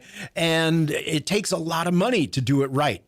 But going back to the city's regulations, we have to find the balance, and you'll find this across the state. Every city held public hearings. Every city talked about it. We have to find the balance between what is good for the city of Roswell's families and our visitors and everything else, and what is good for our business community, our cannabis business community. Sure. And when you weigh all those factors, what became increasingly clear was that the community as a whole, and I think you'd probably agree, Roswell is a family-oriented community. I would agree with that. Okay. Yeah, absolutely. Okay. If you head out to Cahoon Park, or you head out to Noon Optimus, or the Recreation Center, go this afternoon. Hundreds, thousands of kids out there playing baseball, playing softball. It came through loud and clear. We don't want to smell it. We don't want to see it. We don't want it around any of our children anywhere. Gotcha. So that's where a lot of the setbacks and other things came from. Schools, churches, parks, other things. We need to have a separation distance. Okay. We modified our Clean Air Act, which included the smoking ordinance. We originally had concerns over tobacco. Now we have concerns over vaping and cannabis smoke as well. Yeah. So we went back and modified that to take into account those things. But we took into account all the families. We took into account all the health concerns. Then when we did all of that, we decided, okay, but we still have an industry, and we still need to make sure that there is a pathway for success. Absolutely. So we designed a couple of very specific zoning designations. We actually have two brand new zoning designations here in town. We have an ICANN, okay, the industrial cannabis zone. Okay. For your cultivators, manufacturers, processors, distributors, your vertically integrated companies. And then we also have a CCAN, okay, commercial cannabis zone. Okay. So the process for anybody coming forward these days is if let's say you want to open a new dispensary, you want to open it for retail sales. Your first step is to locate a piece of property in the C2 zone, which is our general commercial zone. And it's the largest commercial zone we have in the entire city. Gotcha. Then double check and make sure that you've got the appropriate setbacks from churches and schools and daycare centers. And there was even some concerns expressed by our medical community, especially people in recovery program. They don't need to be exposed to that. Sure. Visually. And a lot of those goes to churches. Yeah. A lot of those are at churches. So you have to double check all of that. But once you find that appropriate location, then you make all your applications to us. We'll you'll apply for a zone change to the CCAN zone. You'll apply for a conditional use permit so that we can control the time and the manner. The zoning controls the place. Time and manner is controlled by your CUP, your conditional use permit. Gotcha. Okay. We take those applications in, you pay your fees, you put together your business plan and everything else. We take that then to the Planning Commission. The Planning and Zoning Commission will then review everything, and they will make a recommendation to the City Council. The City Council has the final jurisdictional authority here in the city of Roswell. So all along the way, though, our cannabis industry participants are allowed to come in and be a part of the decision-making process. They are allowed to plead their case. They're allowed to say, hey, look, this is our plan. This is what we're going to do. This is how we're going to provide security. This is how we're going to make sure that we don't get broke into. In fact, if you were watching the news last night, it was all cannabis all the time. One of the things I noticed, though, as I was watching the news late last night, is the rash of burglaries and break-ins. Oh, yeah. Now, and that's especially in Albuquerque right now. I can imagine, too. And it's primarily because these are mostly cash businesses. It's tough to get a bank account for a lot of these places. So it's, when you go through the process and you do it correctly, you come into our office, you make your application, you pay your fees. We're going to start the processing. Now, we do have some state-mandated notification requirements as well. It takes us about 3 to 4 weeks to go through all those notifications, notify the surrounding residents, put notices in the newspaper, get things set for the public hearing. So we need about 2 weeks to review your application. There's 3 to 4 weeks of review and public advertising. Then you can go to the Planning and Zoning Commission. So you've got about a 6-week lead time there. Okay. Assuming that the Planning and Zoning Commission recommends approval, it's only about 2.5 weeks later before you'll be in front of the City Council. Okay? And once you're in front of the city council, assuming that they approve it and that there's no objections filed after the fact, you're in business within a few days after the city council meeting. So the total lead time we're looking at is about 8 weeks. Okay. So knowing that April 1st, which I really thought was kind of a curious day to pick, April Fool's Day. I was kind of wondering if Santa Fe was playing a really cruel joke on the entire industry. Message? What is that?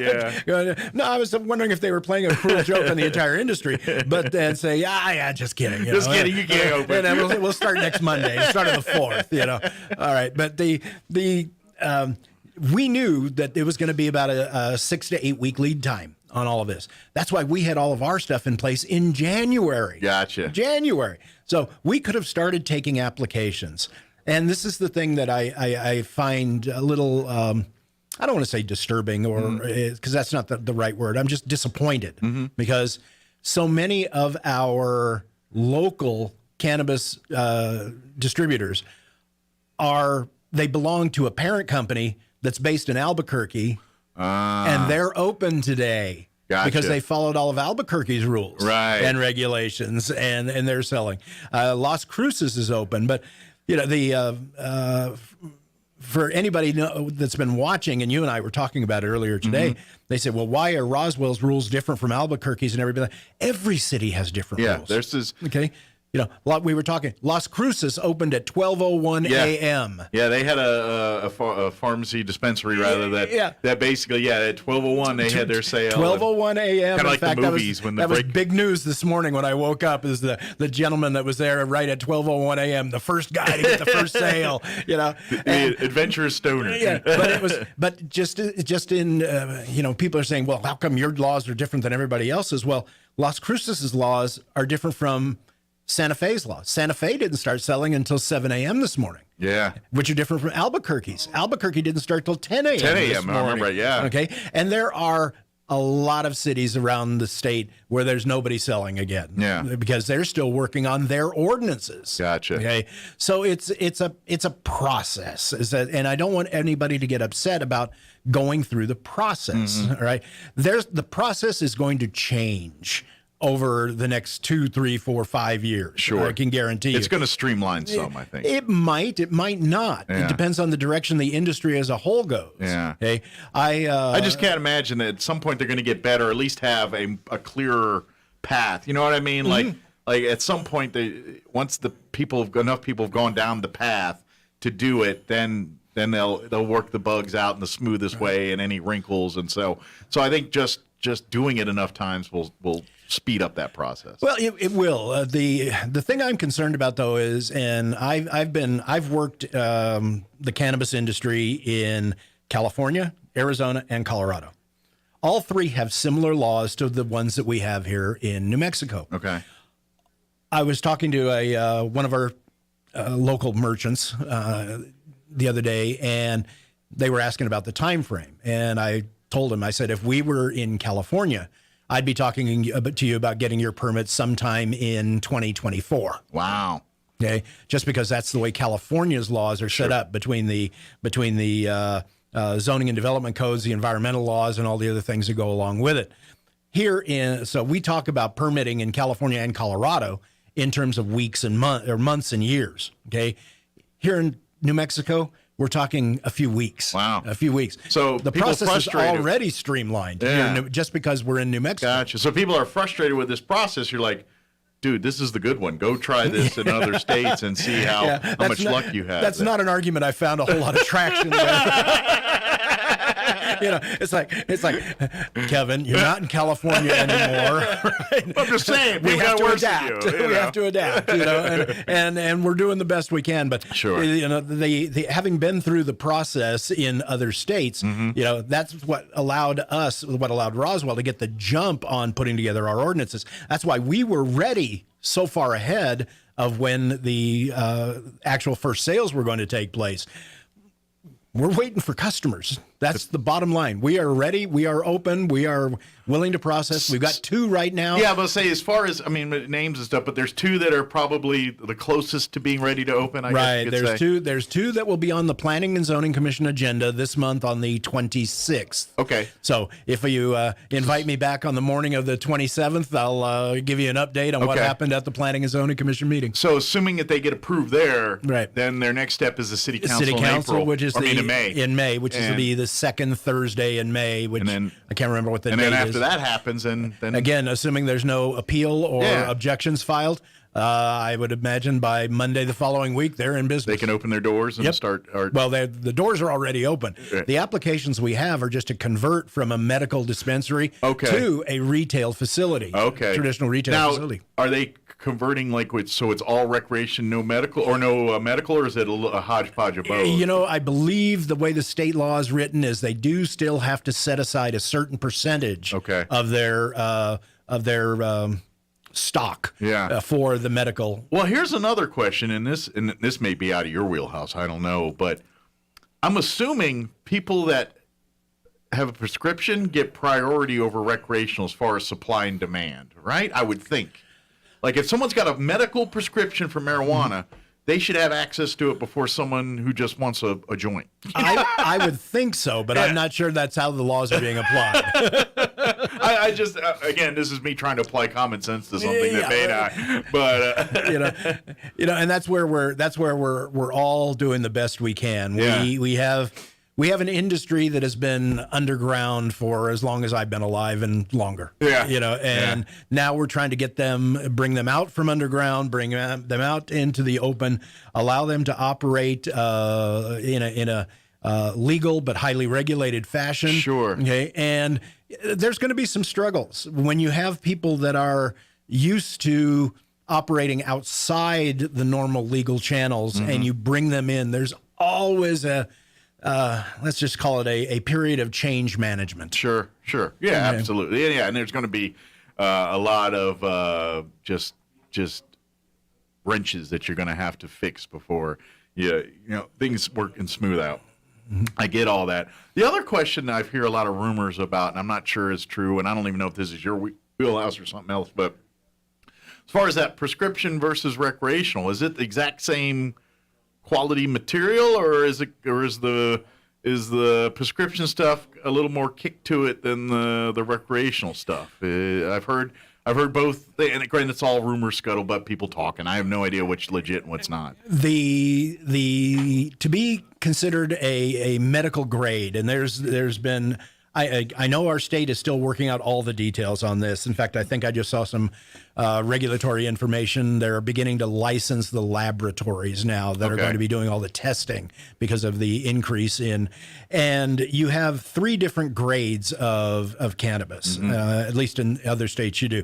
You have your recreational, which is your lower grade cannabis. Okay, it is not designed to necessarily have any particular potency. It is tested and it's checked because if you're a retailer, success lies in consistency. I know you had McDonald's here again this morning. Exactly, yeah. And you know that when you go to a McDonald's here, or you go to McDonald's in Las Cruces or Albuquerque or New York City, you're going to get the same thing unless you go to France. Yeah. And then you know what the Big Mac is called, right?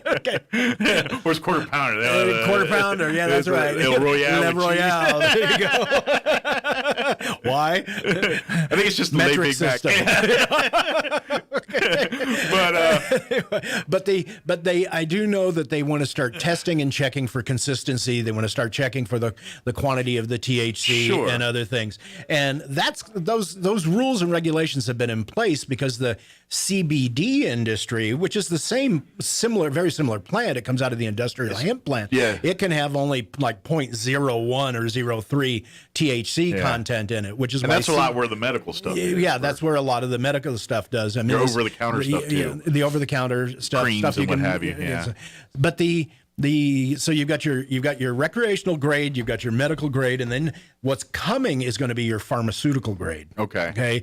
There are a handful of your big pharmaceutical companies right now that are heavily invested in the cannabis industry. Okay. You mean like your Pfizers, those big, those type those level big companies. Okay. Yeah, and in fact, there's been some recent breakthroughs with some treating some childhood diseases and other things.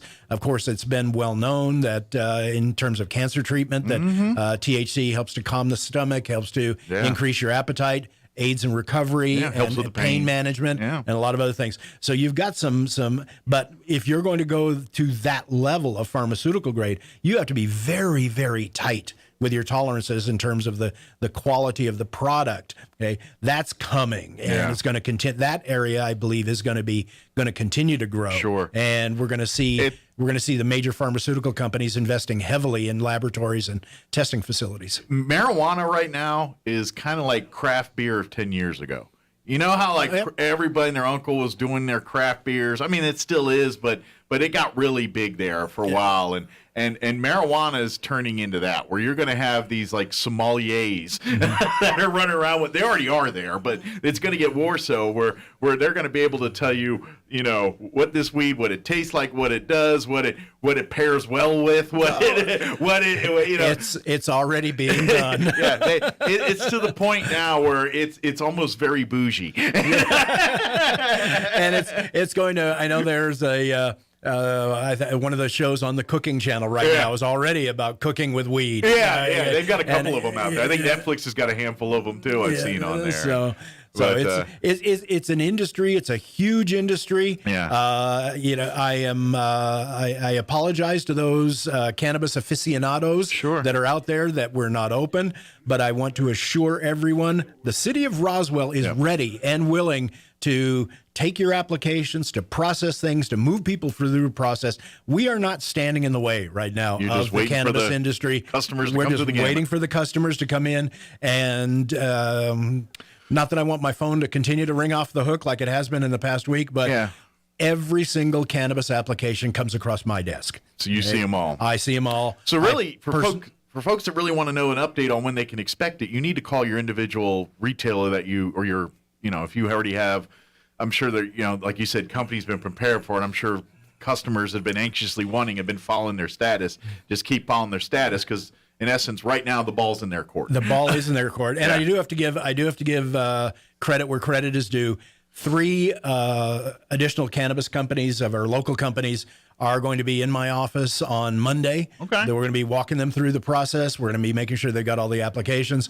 I expect that by the end of the week, we'll have 3 or 4 more. Okay. I think that being realistic, if things go well, I would imagine there's going to be no obstruction whatsoever to any of our existing cannabis companies going through the process. We'll have the first 2 that'll probably, assuming all goes well and the city council approves their conversion, you'll be looking at those in May. We'll probably have 2 or 3 more in June. And I wouldn't be surprised, though, if somebody made the business decision. I know that this is something I've talked to a couple of people about. If everyone else is moving towards recreational, that opens up the market for the medicinal. Sure, yeah. So you got a lot less competition. If I've got, why wouldn't that be my separator in the marketplace? Look, I am here to serve our medical community, so I would not be surprised if there are 1 or 2 out there that just say, you know what, I'm going to go ahead and continue to operate the way I have been in the past, and so I do want to assure any of our people with their medical marijuana cards, your dispensary is open for business today. There you go. You can go and make your purchases and do what you got to do. Absolutely. And think about this for folks that are like our age, Kevin, in our ballpark. Think of this as remember when we saw the boom of the internet and all these .coms and everything going on? Mm-hmm. You're now seeing that for the marijuana industry, and you're right on the precipice of it and seeing what's going on. So you want to know what's even funner? More fun? Go back and check top-level domain names. You can get a .weed domain. There you go. Ask for it by name. There you go. Oh, man. Well, Kevin, thank you very much for taking time and kind of breaking it down for everybody. Of course, if folks have questions, they can always call Kevin's office, and or maybe if you're one of the companies that are interested in starting that process, and you're like, all right, I heard Kevin talk, but I missed all that. What do I got to do again?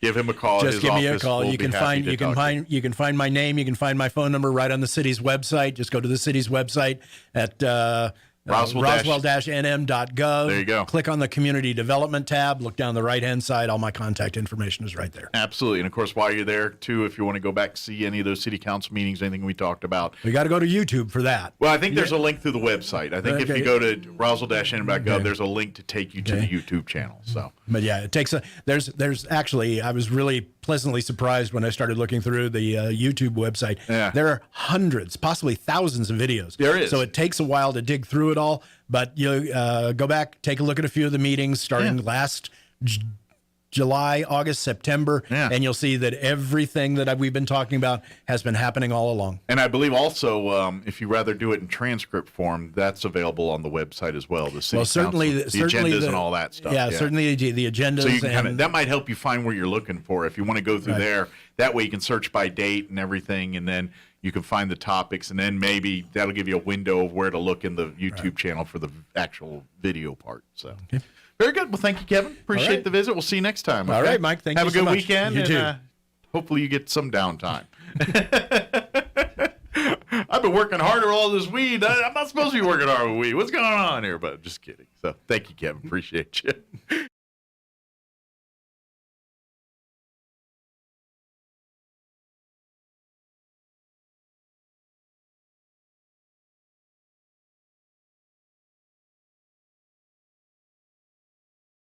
They are asking for the motoring public to make good decisions, even before climbing behind the wheel of an automobile. APD will continue to concentrate on crimes like DWI, open container, seatbelt violations, and texting while driving. The New Mexico Military Institute has received one award and is a finalist for another for its support of the National Guard and Reserves. The Institute was recently presented with the 2022 Pro Patria Award by the Employer Support of the Guard and Reserve. The award recognizes businesses and organizations that show the greatest support to Guard and Reserve employees through their leadership and practices. You're up to date. I'm Jared Sorello. Here's a Mornings with Mike Winters fun fact. Ketchup was used as a medicine back in the 1930s. Mike uses ketchup to make friends. He doesn't have a lot of friends. Here's Mike Winters. And good morning, 15 minutes away from 9 o'clock. Let's get you up to date with the local weather. I'm meteorologist Steve Hamilton with your Pecos Valley weather. Pretty nice over the next couple of days. A big warming trend coming up, and we've got some gusty wind on the way as well. We'll be in the low 70s for the afternoon high today, and we should get plenty of sunshine. For the overnight hours, clear and mid to upper 40s, and then a hot day coming up on Tuesday. We'll hit close to the 90-degree mark. Wind will be gusty, and we'll get plenty of sunshine. That's your latest forecast. I'm meteorologist Steve Hamilton. Thank you, Steve. Currently, it is not refreshed. Give me a second here. Currently, no change. 51 degrees around Roswell Way. Humidity at about 29% with winds out of the north at around 14 miles per hour. Barometer at about 29.94 with a dew point of 20 degrees. Partly sunny for today. Mix of clouds and sunshine with 72 for the high. Room temperature on the outside, so get out there and soak up a beautiful springtime day around Roswell Way. Mostly clear, dropping down to about 49 for the overnight low. Winds out of the north 5 to 10, becoming southwest later in the evening. For tomorrow, though, is going to be a blowing, so keep the floppy hats at home. Like I said earlier, areas of blowing dust afternoon. Sunny skies, 92 for the high. Winds breezy with a gust out of the west, 10 to 15 miles an hour, 20 to 25, and gusts could be as high as 35 miles an hour. Tuesday night, clear skies, dropping down to 49 for the overnight low, breezy, and looking at winds out of the west, 15 to 25. And for your Wednesday, sunny skies, 78 degrees for the high, winds out of the north, 15 miles an hour. Sunny and 68 for the high on Thursday, 73 for Friday, and into the 80s as we head in to another beautiful weekend. 13 minutes away from 9 o'clock. Let's pause and get you up to date with your Wall Street Business Report. With the Wall Street Business Report, I'm Bill Alexander. The hiring continues in the United States. In March, employers added 431,000 jobs. The government's report Friday showed that last month's job growth helped to shrink the unemployment rate to 3.6%. That's the lowest rate since the pandemic erupted 2 years ago, and just above the half-century low of 3.5% that was reached 2 years ago. New vehicle sales in the United States were expected to fall around 15% in the first quarter compared with a year ago, as the global computer chip shortage continued to slow factories amid high consumer demand. General Motors reported Friday that its sales were down 20% for the quarter, while Toyota sales were off 15%. Stellantis sales were down 14%, while Nissan was off almost 30%. Honda reported a 23% decline. Many automakers reporting sales made reference to the chip shortage. For the Wall Street Business Report, I'm Bill Alexander in Washington. Sometimes we put off important health needs like surgeries because, well, we worry about the pain and time needed for recovery. Dr. Paul Torres, a board-certified general surgeon, has joined Loveless Healthcare Center and is helping patients in the Roswell area get back to the lives they love with less pain and a faster recovery through advances in minimally invasive surgery. To find out if laparoscopic surgery is the best solution for you, call Loveless and make an appointment today at 575-625-3222. Here's a Mornings with Mike Winters fun fact. The verb form of the word run has been calculated to have almost 650 different meanings. So think about that the next time you run up your tab at the bar and then run into a friend while you run away from the bartender. Here's Mike Winters. 11 away from 10 o'clock on your Monday morning. Sean Smalls filling in for Mixmaster Mike Winters. Once again, he will be back inside your radios tomorrow morning. I actually have an official update from Mrs. Winters. That's right. Kim checking in, giving me a text just a few minutes ago, letting me know, picking up Mike now, everything went well. So he is already done with his procedure, and now he is off to relax, soothe, and probably eat some Jell-O for the next little bit until he gets back to feeling himself again. But good news there, Mixmaster Mike will be back inside your radios tomorrow morning, so make sure to tune in for that. By the way, make sure to tune in next hour. We have scheduled the Roswell Police Department's Neighborhood Watch program. We're going to be sitting down chatting with a representative from there, hopefully chatting about all sorts of different things about the Neighborhood Watch and how you can get involved in your community and make a new Neighborhood Watch happen where you live. We'll dive into that coming up in the next hour. Hey, wanted to let you know there's a lot going on this Saturday. This Saturday, they have an all-star music revival. It's going down in the center of the Roswell Mall. It's all going down at 1 p.m.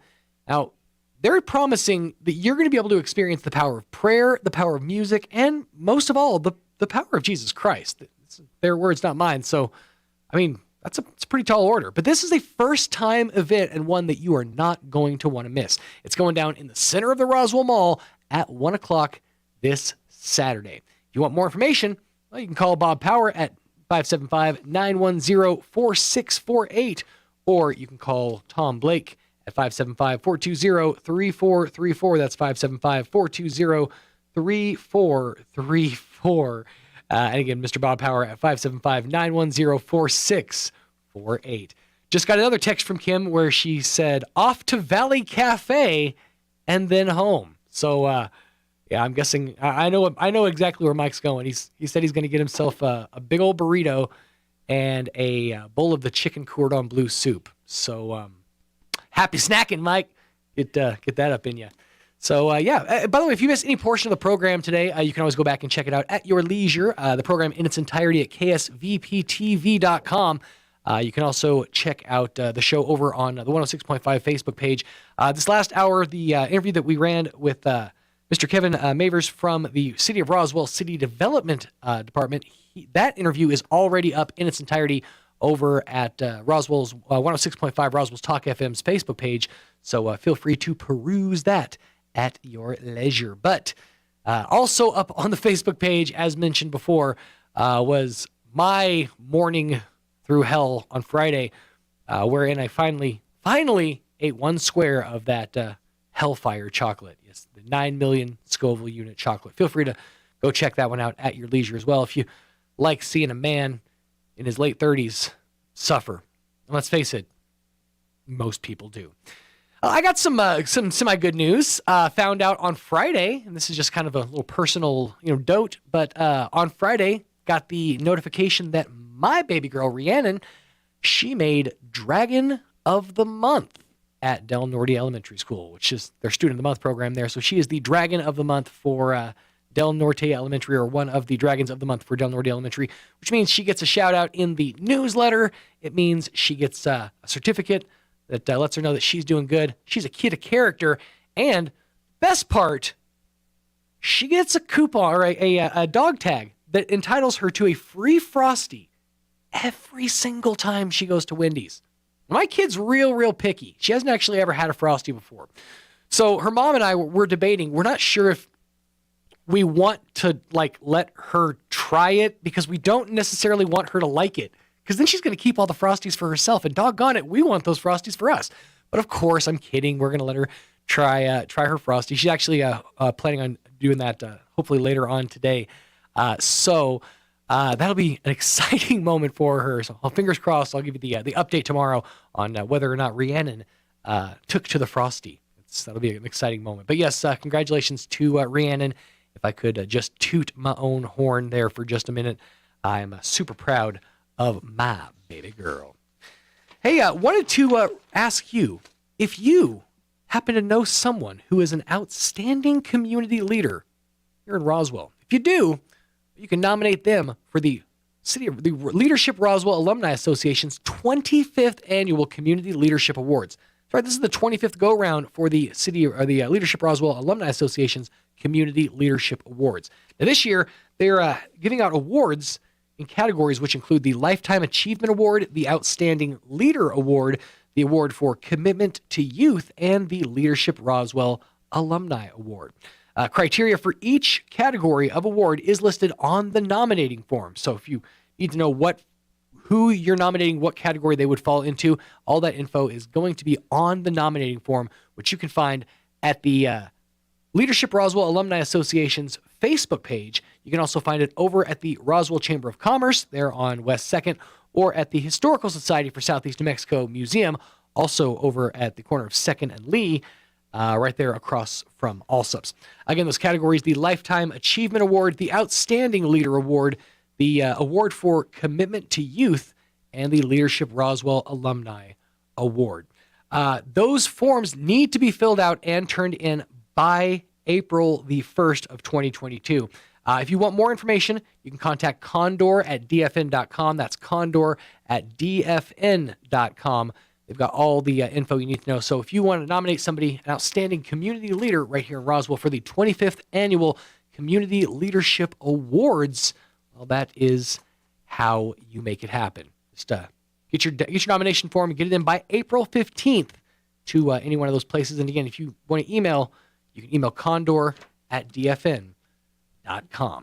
Well, the Grammys went down last night, and I'm happy to say not a single person got slapped. I mean, come on, right? Can we, everybody? That's something, right? There were a couple of references, obviously, to that Oscar mayhem. Host Trevor Noah opened the show by saying, quote, "We're going to be listening to some music. We're going to be dancing. We're going to be singing. We're going to be keeping people's names out of our mouths." Well played. Questlove also brought it up, of course. Remember, Quest was the guy receiving the award that Chris Rock gave out when he got slapped. Well, he was a presenter last night, and he said, quote, "All right, I'm going to present the award, and I trust you people will stay 500 feet away from me." Yeah, that hadn't really been brought up yet, but it's a little soon after COVID to just be going up and slapping somebody, right? You're handing somebody else your hand germs. I mean, is that kosher in the post-COVID age? Now that we're, AC after COVID? I don't know. Ukrainian President Vladimir Zelensky did not appear at the Oscars, but he did send a video message to the Grammys. His speech was followed by John Legend singing Free with some Ukrainian artists. So that went down. As for the awards themselves, John Batiste won Album of the Year for We Are. Silk Sonic won Song of the Year and Record of the Year for Leave the Door Open. Olivia Rodrigo, she had herself a big night. She won Best New Artist, while Sour won Best Pop Vocal Album, and Driver's License, that one song that was on everybody's TikTok like a year ago, that won Best Pop Solo Performance. Meanwhile, the Foo Fighters picked up Grammys for Best Rock Performance, Best Rock Album, and Best Rock Song. Kanye may have been disinvited, but he still picked up an award for Best Melodic Rap Performance for Hurricane. He's also one of the many songwriters for the rap song winner Jail song with Jay-Z. And Carrie Underwood, she got a Grammy for her gospel album. The big shocker of the night, honestly, Louis C.K. got an award. He got a Grammy for Best Comedy Album. So I guess he's uncanceled, right? I mean, that's what that means, right? If the Grammys, if they give you a thing, you're back. Cool. So can we get the last season of Louis like we were promised like 4 years ago? Can we make that happen now? Either way, Grammys went down. If you want more info, whoever won, all that stuff, it's waiting for you online. All you got to do is just type in Grammys. It'll bring up all the info that you need to know. Make sure to stick around with us because coming up in the next hour of A Morning Without Mike Winters, we'll be sitting down with the folks from the Roswell Police Department, the Neighborhood Watch program, chatting about how you can be a part of a neighborhood watch in your community and make it happen for you and those folks around you, to keep you and your family and the families around you safe. That's really what it's all about. So we'll be doing that next hour coming up here in just a few minutes. And by the way, if you haven't already done so, please head on over and like us on Facebook. It's the best way to stay up to date with everything happening in the world of 106.5 Roswell's Talk FM. Like us on Facebook. Give us a follow over on our YouTube channel, which, by the way, yes, we also have a YouTube channel, ksvptv.com, and follow us on all of our social media because it's the best way to stay up to date on everything happening right here in the world around you. Stick around. You're listening to 106.5 KEND, Roswell, New Mexico. Your home for Kim Commando in Roswell. 106.5 Roswell's Talk FM, KEND, Roswell, New Mexico. Breaking news this hour from townhall.com. I'm Rich Thomason. The Senate Judiciary Committee has now started debating the Supreme Court nomination of Judge Ketanji Brown Jackson, and specifically whether it should be advanced to the full Senate for consideration. Republican Chuck Grassley saying that Jackson has been less than forthcoming in providing information sought by the committee. He asked for other documents having to do with probation filing in the Hawkins case. Judge Jackson told us that she can't get records for her old cases because of she's no longer a district court judge. That seems to be very convenient. The Democrats hoping to confirm Jackson to the High Court by week's end. There are calls for Russia to be held accountable for war crimes over the massacre of civilians and other atrocities allegedly committed by Russian troops in Ukraine. And while Putin's forces have pulled back from some areas, the British Defense Ministry is warning the invasion is far from over. In an intelligence update, the ministry says the build-up in the east is part of Russia shifting its offensive to the Donbass region. The update adds Russian troops are moving into the area along with mercenaries from the Wagner private military group. Meanwhile, Britain says Russia's still trying to take the southern port city of Mariupol, which has seen weeks of intense fighting, adding Mariupol is almost certainly a key objective of the Russian invasion, as it will secure a land corridor from Russia to the occupied territory of Crimea, which it annexed in 2014. Correspondent Charles De Ledesma in London. Shares of Twitter flying high this morning after it was revealed that Tesla CEO Elon Musk taking a 9.2% stake in Twitter. Wall Street stocks mixed so far. Right now, the Dow down 19 points, the Nasdaq up 186 points. More on these stories at townhall.com. I'm about to compare a pepper shaker to a cash-out refinance. Hang with me. You know when you're at a restaurant and they ask, would you like some fresh ground pepper? And then they crank that giant tube, but almost nothing comes out? For me, only a certain amount of time is socially acceptable to wait. I know that getting that pepper out might make my life better, but it just seems too impossible. And that's what we hear people say about the cash-out refinance. People realize that the value of their home has gone up like hot pepper the last few years, leaving all this extra money sitting inside their home. But is it too hard to get out? It's Ryan from United Faith Mortgage. If you're interested in cashing out the extra pepper in your home, we're good at doing all the work while you just sit back and relax. And often, your mortgage payment and years in the loan will stay the same. If you'd like to hear about your options, we are United Faith Mortgage. United Faith Mortgage is a DBA of United Mortgage Corp. 25 Melville Park Road, Melville, New York. Licensed mortgage banker. For all licensing information, go to nmlsconsumeraccess.org. Corporate NMLS number 1330. Equal housing lender. Licensed in Alaska, Hawaii, Georgia, North Dakota, South Dakota, or Utah. Political turmoil in Sri Lanka, resulting in mass demonstrations on the streets of the capital. The BBC's Ashna Shukla is there. Sri Lanka is in a churn, both economically that it has been going through, but now politically. There has been tremendous pressure on the current ruling dispensation of the Rajapaksa family here in Sri Lanka to move cabinet ministers and to have a reshuffle. But despite that, despite the 26 ministers resigning and the Prime Minister and the President discussing for new cabinet ministers, protests on the street continue. China has sent more than 10,000 health workers from around the country to Shanghai, including 2,000 from the military, as it struggles to stamp out a rapidly spreading outbreak of COVID in its largest city under its zero COVID strategy. Shanghai conducting a mass testing of its 25 million residents. Breaking news and analysis, townhall.com. The preliminary results are in on a pioneering drug decriminalization law. 2 years ago, Oregon became the first state to decriminalize possession of small amounts of heroin, methamphetamine, LSD, and other drugs. Instead of being a felony or misdemeanor, the law says possession is like a speeding ticket, carrying a maximum fine of $100. That fine can be waived by calling for a health assessment, which can lead to addiction counseling. But out of 2,000 citations for drug possession issued by the police, only 92 of those people who received them called the hotline. Jason Walker reporting. It was a rough weekend for the airlines. More than 3,500 domestic flights canceled. Bad weather in Florida among issues blamed for the air travel turbulence. More on these stories at townhall.com.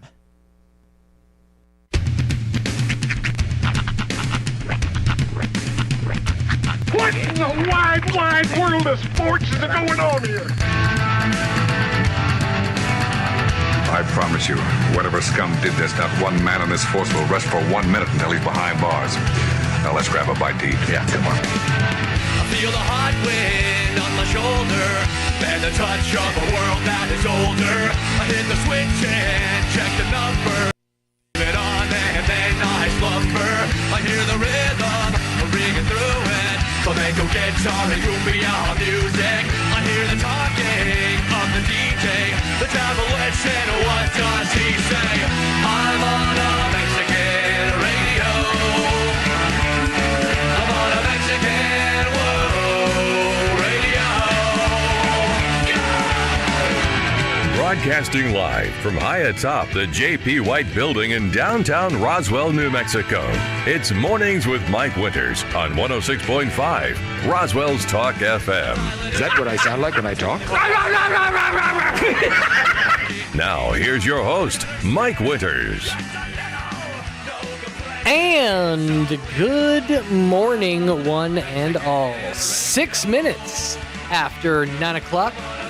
Welcome to hour number 3. Tres Inviernos. Of a morning without Mike Winters on 106.5, and he walks away just nonplussed. On 106.5, Roswell's Talk FM. Happy Monday. Happy return to the work and or school week for you. If you guys happen to have a Monday off, well, good on you. You shift workers out there. They're the ones working 11 to 3, 3 to 11, or 3 to 7, and 7 to 11. Yeah, those folks, they take their days off when they can. But if you're back to the grind on this Monday, well, I'm back with you, so feel your pain. So just a quick reminder, Mixmaster Mike Winters out today because he was undergoing a bit of a procedure that was supposed to go down last week, the old oil check. And I did get a report from Kim. He is out. He is good. Everything went well. He is on his way to grab food at the Valley Cafe, and then it is off to rest, recuperate, and probably put a pack of ice somewhere that where the sun don't shine. In case you missed it earlier, we did have a fantastic idea, and I'm mostly saying this now because I think that hopefully Kim and Mike are listening so they can hear our great idea, that we need to get with basically a pillow maker and a printer. Because what we're going to do is we're going to manufacture the Mike Winters waifu pillow. For those who don't know, that's basically a pillow that's the body of a side profile of someone with an arm. And that arm, it's just for cuddling. Sometimes you want to be a big spoon, sometimes you want to be a little spoon. You never know what's going to happen. Maybe a pillow wants to, give you a nice wrap around from behind. Just a nice comforting embrace. So we're thinking, why not the Mike Winters waifu pillow? I think it's genius. And this all stemmed from the fact that we think we need to get Mike a pillow, something to sit on for the next few days. It's like a donut pillow, essentially. But we need it to be full because we want to put his face on it so that, in fact, folks can sit on Mike's face. I think it would be a great idea. And I think that this is a great way to expand to, the entirety of the staff. We came up with the Tanner Easy Chair. So you can, sit on Tanner's lap while you're putting your feet up on the Sean Smalls Ottoman. That way you kick your feet up and relax. So I'm just the idea guy. I'm not necessarily the putting ideas into action guy. That's going to have to be somebody else. But we're going to get this figured out. Point is, Mike's safe, Mike's healthy, all is well, and he will be back inside your radios coming up here tomorrow morning. Coming up here in just a few minutes, at around 9:15 or so, we have scheduled the folks from the Roswell Police Department stopping by to talk up the Neighborhood Watch program. Obviously, this is a very important program, especially here in Roswell, with the uptick in a lot of different types of crime, especially home invasions, things of that nature. A good neighborhood watch is absolutely something that is a necessity to have. So hopefully we'll have the folks from the Roswell Police Department to chit-chat with us about the Neighborhood Watch coming up here in just a few minutes. Plus all of your other hourly features, which include your Sean Hannity update, Town Hall Business News, and whatever else comes our way. 10 minutes after 9 o'clock. Let's pause for a quick minute and get you up to date with that local weather. I'm meteorologist Steve Hamilton with your Pecos Valley weather. Pretty nice over the next couple of days. A big warming trend coming up, and we've got some gusty wind on the way as well. We'll be in the low 70s for the afternoon high today, and we should get plenty of sunshine. For the overnight hours, clear and mid to upper 40s, and then a hot day coming up on Tuesday. We'll hit close to the 90-degree mark. Wind will be gusty, and we'll get plenty of sunshine. That's your latest forecast. I'm meteorologist Steve Hamilton. Thank you, Steve. Currently 57 degrees round Roswell way. The clouds starting to kind of creep in just a little bit, and you can expect more of that throughout the day. Them little wispy clouds turning into probably something more full-forced and fleshed out. But for right now, humidity at 24%, winds out of the north at about 16 miles an hour. The barometer about 29.93 with a dew point of 20 degrees. For today, we're looking at partly sunny skies. As I mentioned, a mix of clouds and sun, 72 degrees for the high. Winds, though, going to be calm out of the north at about 10 to 15 miles an hour. Enjoy the calm winds while you've got them, because it's all going to go crazy after tonight. Mostly clear, dropping down to 49 for the overnight low tonight. Winds out of the north 5 to 10 miles an hour, becoming southwest later in the evening. And for tomorrow, areas of blowing dust after 1 p.m., sunny skies, a high of around 92 degrees, and it's going to be breezy with winds out of the west 10 to 15 miles an hour, increasing to between 20 and 25 miles an hour later in the afternoon. Wind gusts could get as high as 35 miles an hour for your Tuesday. Areas of blowing dust before 7 p.m. for your Tuesday night. Clear skies with a low of around 49 degrees. Breezy with a west wind 20 to 25, decreasing to between 15 and 20. And gusts could get as high as 35 miles an hour for your Tuesday night. For Wednesday, sunny skies, 78 degrees for the high. Winds out of the north at about 15 miles an hour. For Wednesday night, clear skies, dropping down to 38 degrees. And heading into the back half of your work and or school week, sunny skies, 68 for your Thursday, 35 for the overnight low Thursday night, 73 for the high on Friday, 86 for your Saturday, and 87 degrees for the high on Sunday. Going to pause, pay a couple of these bills, and after these, haven't seen whether we have our guests or not. Hopefully we'll be sitting down chatting with the folks from the Roswell Police Department coming up here in just a few minutes on a morning without Mike Winters. Stay tuned. Finally, a return to normal prom season. And Roswell's most unique boutique has something special for you early birdies with the Hippie Chicks Early Bird Tux Rental Drawing. Simply rent your tux by April 1st and you'll be entered into an exclusive drawing for a $100 Peppers gift card. And with lots of styles to choose from, you can't lose. Open Monday through Saturday at 10 a.m. at 802 South Main in Roswell. Look for the lime green VW Bug or call 575-627-3868. And find Shop Hippie Chicks on Facebook to see it all. Hippie Chicks, Roswell's prom powerhouse. Where can you find the best selection of beautiful and unique home decor in the region? Easy. Casa Decor in Ruidoso. For years, people from all over have come to Casa Decor for the best selection of rustic, real wood furniture, beautiful decor from the Southwest and beyond, and quality outdoor furniture and accessories that are built to last a lifetime. At Casa Decor, they have over 10,000 square feet of showroom for everything you need. Casa Decor opens 7 days a week from 9:30 to 5 at 1214 Meacham Drive in Ruidoso or online at casadecorruidoso.com. Proud supporter of local high school sports. Here's a Mornings with Mike Winters fun fact. The word gorilla is derived from a Greek word meaning a tribe of hairy women. Mike recommends that if you see a tribe of hairy women, you don't call them gorillas. Here's Mike Winters. And good morning, 14 minutes after 9 o'clock, a morning without Mike Winters. Unfortunately, we have not seen or heard from our guests with the Roswell Police Department, the Neighborhood Watch program. We'll keep an eye out for them.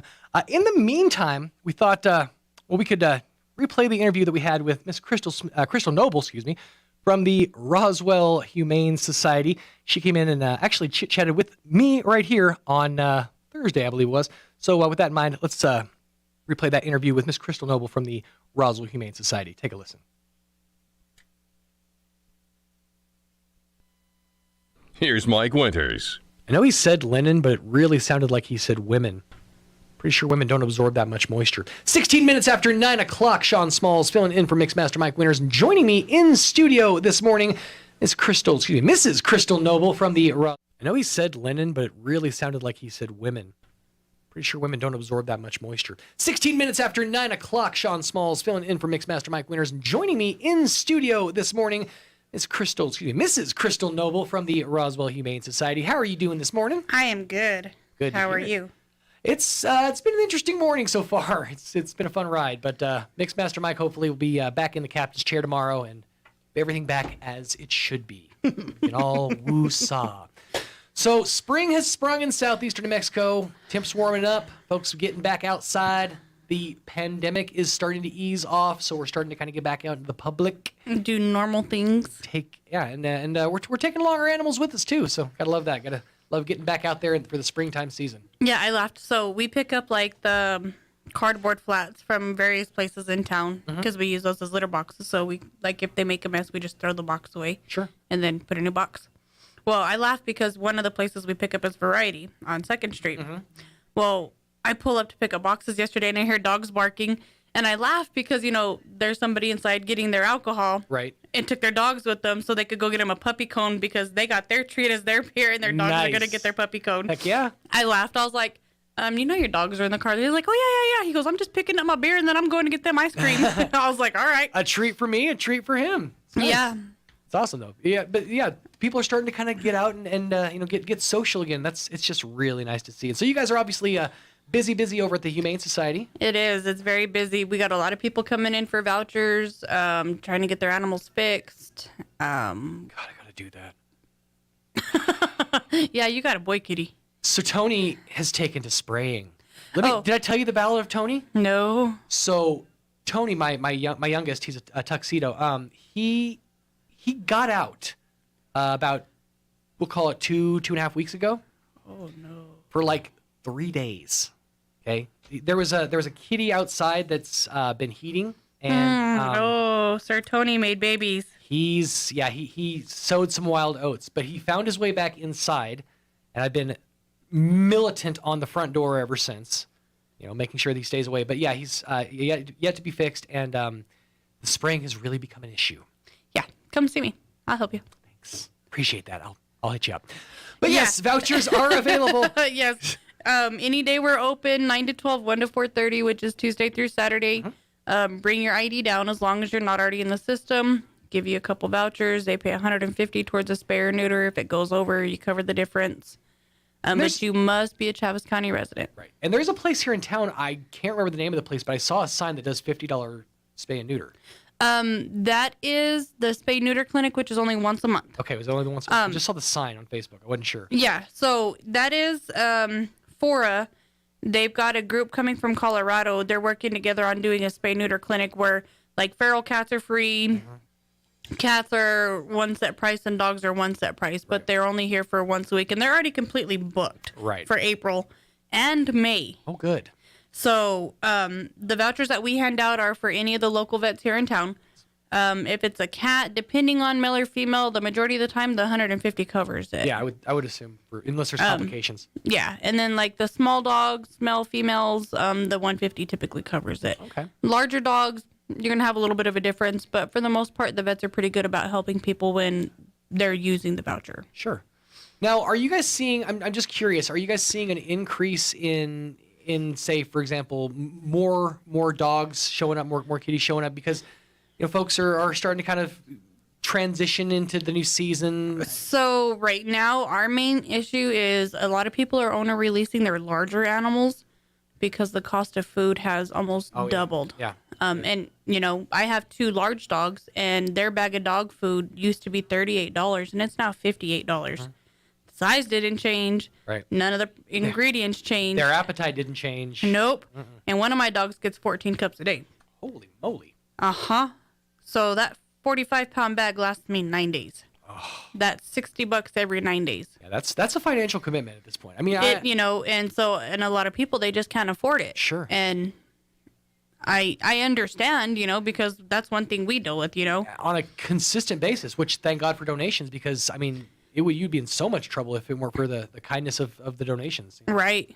And, you know, luckily, you know, we're able to feed a middle quality food where it's, you know, not the most expensive, but it's not, you know, your Dollar Tree dirt cheap stuff that causes intestinal issues. Exactly. But we, you know, we do the best that we can. I know the pet pantry is doing as much as they can to help give people food to donate so they don't have to rehome their animals. But unfortunately, you know, the cost of everything that's going up, everybody's just in a bind.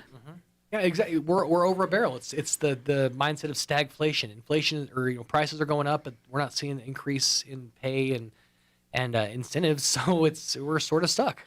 Yeah, and that leaves, you know, folks like the Humane Society in a rough position, because obviously you guys still have to maintain your day-to-day, you know, operations, still have to feed the animals, still have to, you know, keep people employed, and it's just a challenge on every front. And we still have a position open. We can't get anybody to want to work. So the people that are there working are working extra because, you know, we're short. Right. And then the fatigue sets in, it becomes an issue. So yeah, folks, if you're out there looking for work, they're still looking for somebody at the Humane Society, and they could definitely use the assistance. But it would be greatly appreciated. Absolutely. I'd enjoy a day off here and there. I'm sure you would. It'd be a little bit nice to, you know, sleep in once in a while. Not to mention, it's such a cool incentive of the job. You get to hang out with, you know, puppies and kitties all day. You know, and like one of the things, like, and this is a conversation I just recently had with my husband. So we have Denim and Yin Yang. They've been with us since January 21st of 2021. Okay. Yesterday, I got them situated finally for them to go to a rescue group in Washington. Wow. So they got to leave out at 5 o'clock this morning. Okay. 15, almost 16 months. They were with us for 465 days. Man. You grow an attachment to these animals after 7 to 10 days. Right. So being able to know that these two are going to get to go somewhere to a good home, it's rewarding. Yeah, it's like watching your kids go to college. Yeah. You know? Yeah. They came out the program on the other side, and they found themselves a new forever home. That's, you know, so, and then we had a dog that was owner released, and she was, you know, okay when she first came in, and then about 20 minutes after being there, she decided she didn't like it and wanted to eat everybody. And unfortunately, you know, we have to watch for that because that's a liability. Right. But after, you know, us showing her that, you know, we're not going to hurt her, nobody there's there to hurt her, everybody there loves her. She's a big old she's like a 120-pound lap dog right now. But seeing, you know, where she was so scared of everybody that she would just pee herself. Right. And then now when she sees everybody, you know, she still tinkles, but it's happy tinkle. It's not a terrified release. I get it. I do that. So no, but that's the thing is, you got to think about it from the perspective of these, these owner released dogs. Yeah, the financial commitment is a lot to you, the owner.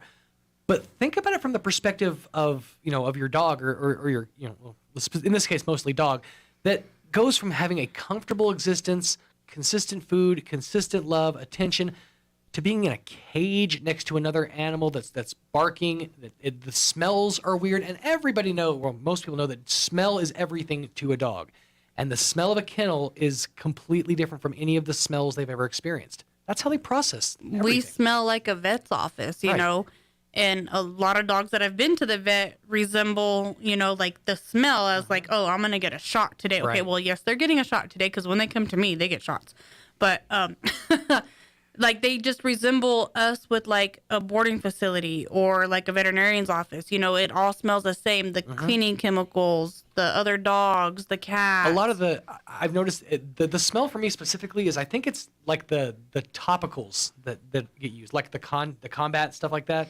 That specific smell of that stuff is the sense memory I attach to, like, the vet, kennels, places like that.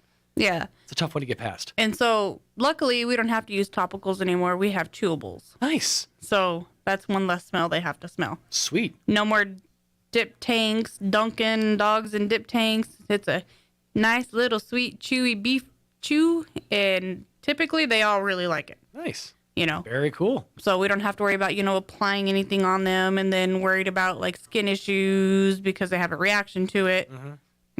We've gone to the next guard. Look at that. Where it's, a chew treat and bye-bye fleas. Bye-bye ticks. Flea control technology. It's come so far. It really has. That's amazing. They have another one out as Bravecto, and I think that one is supposed to last 3 months. Okay. And then the next guards are once a month, but they're made from all natural, ironically, seaweed. Really? Mm-hmm. Neat. And then something else from the ocean that just repels and kills fleas and ticks. Wow. Obviously, they don't live in the ocean or water, so... I would think the oxygen was an issue for fleas and ticks, although I don't know. I've never tried to drown a flea, so I'm not sure how long... Oh, well, yeah. I'm trying to figure out how long you have to hold his flea head underwater before the bubbles stopped. Ironically, little tiny bubbles. Because they live in ground, when it rains, the water doesn't affect them. Really? The only thing that will drown them is like alcohol-based because it pulls the oxygen from their lungs. Nice. So ticks ruin their lives the same way most modern Americans do. Alcohol. Good to know.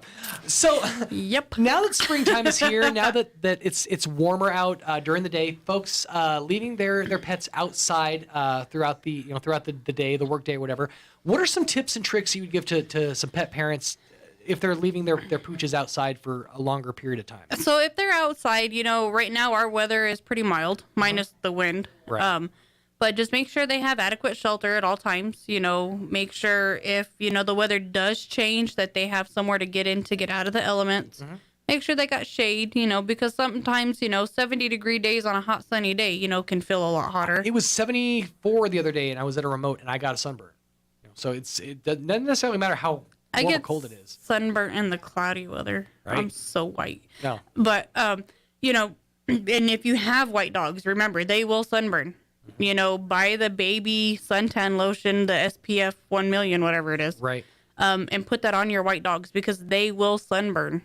That's something that you don't really think about, is because they got the fur coat. You never think about a sunburn on a dog, but yeah, the lighter colored fur that doesn't do anything to repel. Make sure to put it around their nose, and then rub it on the tops and the bottoms of their eyes so it repels the sun from their eyes. Because dogs that don't have any color pigmentation around their face, right, the sun just beats at their eyes because they don't have any repelling. It's like when you walk around on a sunny, snow-covered after, like if it's snowy out, snowed after like a long time, and then it's sunny out. That can give you snow blindness, essentially, right? Because of the white on the sun. Right. So that's typically what happens with all white animals, and then they're typically deaf because they have no color pigmentation to absorb the sound. Actually, it's literally making my eyes itch thinking about this. I can't even explain it. But sorry. Fresh water, make sure their water's fresh every day. Sure. Shelter, shaded area, and if they're all white, sunblock. Sunblock, yeah. Very cool. Some toys to play with, give them some mind toys. They've got the treat teasers where you fill it full of treats, but the dog actually has to bang the treat around or the toy around in a certain way to get a treat to extract. Like solving a puzzle almost. Mm-hmm. Okay. Expanding the elasticity of your dog's brain. I like it. And that, that keeps their brain occupied so that way they're not tearing up stuff. Yeah. They're toying. They're playing with toys. Yeah, they're gaming at that point. That's really cool. Gaming for dogs. Yeah, gaming, exactly. Gaming for pups. Very cool. So walk us through the process. We do this, we talk about this pretty much every time, but let's go through the process of the adoption. So when you want to adopt a cat, the cats are strictly indoors only. Right. If there are children in the household, we do require meet and greets with the children. Other family members that live in the household. So we basically require everybody that lives in the household to be present for a meet and greet to make sure that that animal gets along with everybody in the family. And everybody in the family is okay with the animal. Once the meet and greets are done, if there are kids in the house, as long as, there's no issues, the adopters are responsible to prepay for the spay or neuter, rabies vaccination, and microchip with the local vet. Right. And then our adoption fee is $50. We will deliver them to the vet for their spay-neuter appointment, and then you pick them up from the vet. So you just pick them up right from the vet, taken care of? Yeah, right after the surgery, so that way they are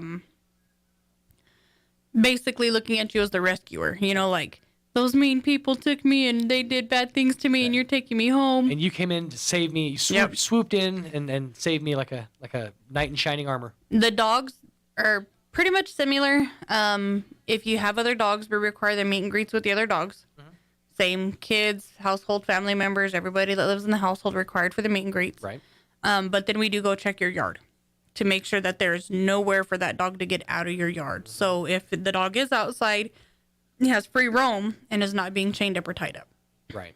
And that's something that, you guys notice things that the normal, layman's eye wouldn't notice, like spots that could become deeper holes. Right. Areas that maybe the fence is in a little disrepair that could become a hole in the fence later on down the road.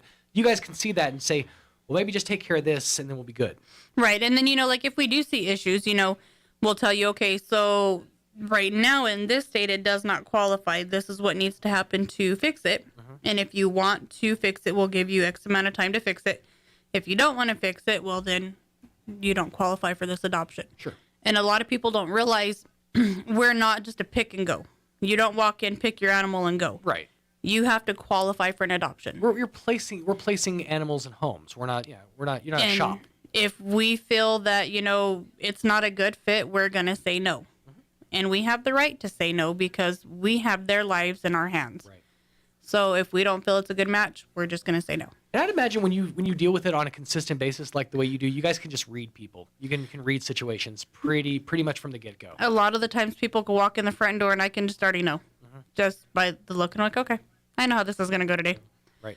And then, sometimes you get the one person that walks in there that you think, oh my God, and then you start talking to them and you're like, oh my God. Right. The tones change in the words. But looks can be deceiving, but sometimes, the eye don't lie. Right.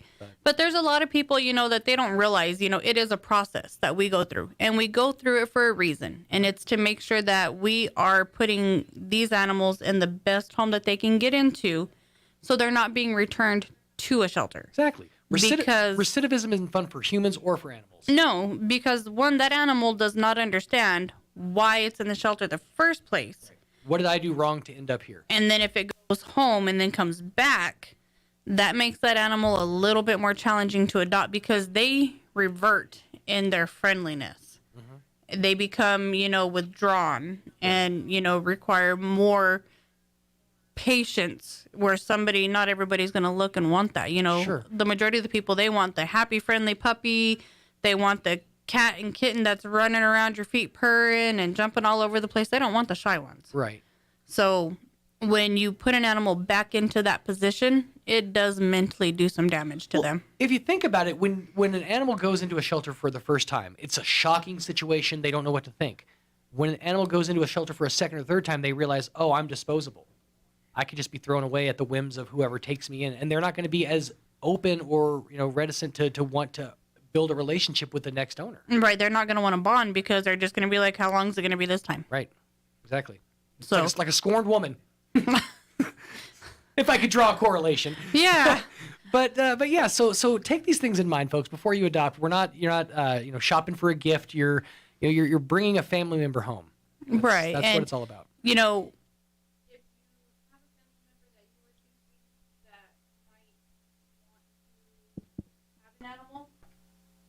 Switch over to that. For some reason, that mic just went completely dead. How's that? There we go. Okay. That was weird. All right. Let's try this. Let's do that. All right. So if you have a family member that you know is looking for a pet and you want to help them, if you want to pay for it, by all means necessary. If you want to take that road and help them that way, but your family member has to be the one to pick the animal. Sure. They have to be the ones to qualify. You cannot just come in, pick an animal, and take it to them and say surprise. Yeah. You know, they have to be willing to commit to the lifetime commitment that it takes for that animal.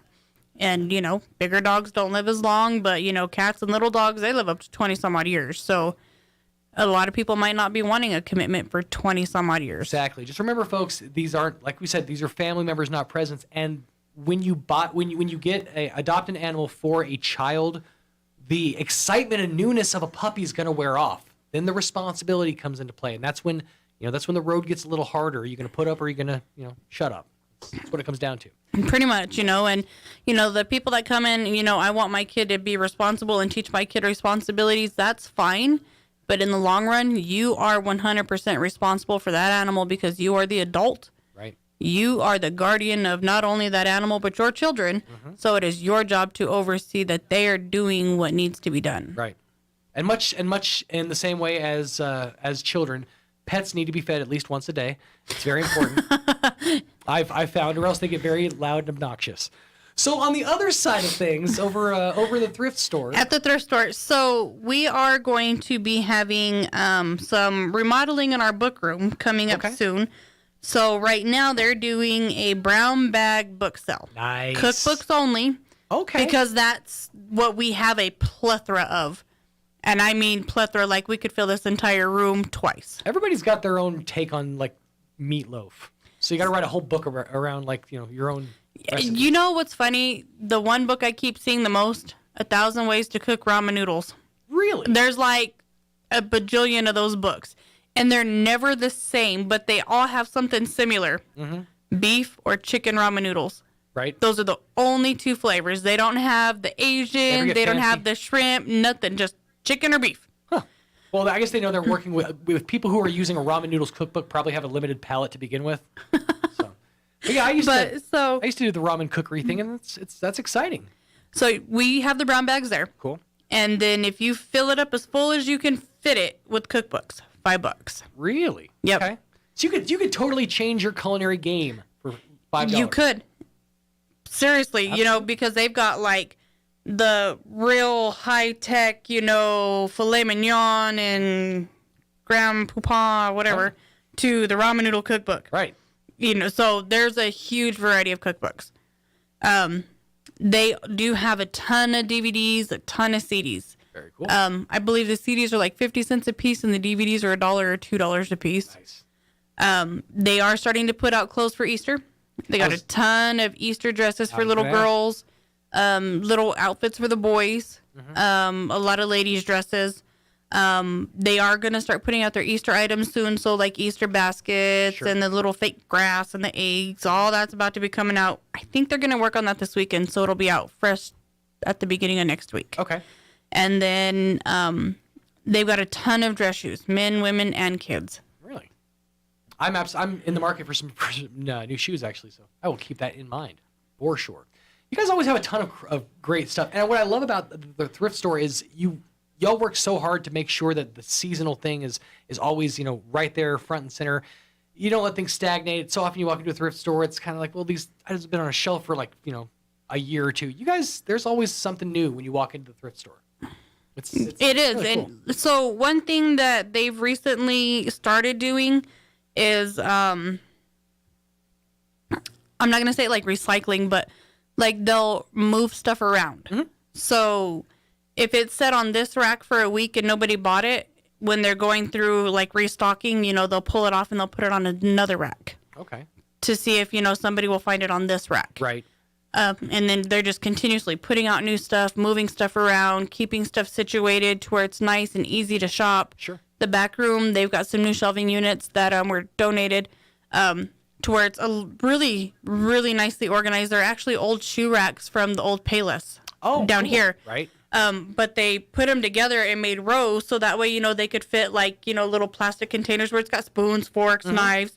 So it's not all just thrown in one little container. Nice. So it's all separated, you know, you got spatulas, barbecue stuff, the tongs, you know, they've got it all on the shelving unit. So that way you could just walk through and say, oh, hey, I need a few spoons, you know, and not have to dig through the big container to find a spoon or two. Right. I had a Keurig coffee maker literally explode on me about 3 months ago. Oh, no. I'm scared to get a new coffee maker because of it. It's got me like shell shocked. I'm like, I don't know if I want a coffee at home anymore. I'm just going to go out. I'm just going to go to Starbucks. But you guys have obviously Keurigs. You guys have coffee makers. They get a ton of those, a ton of them.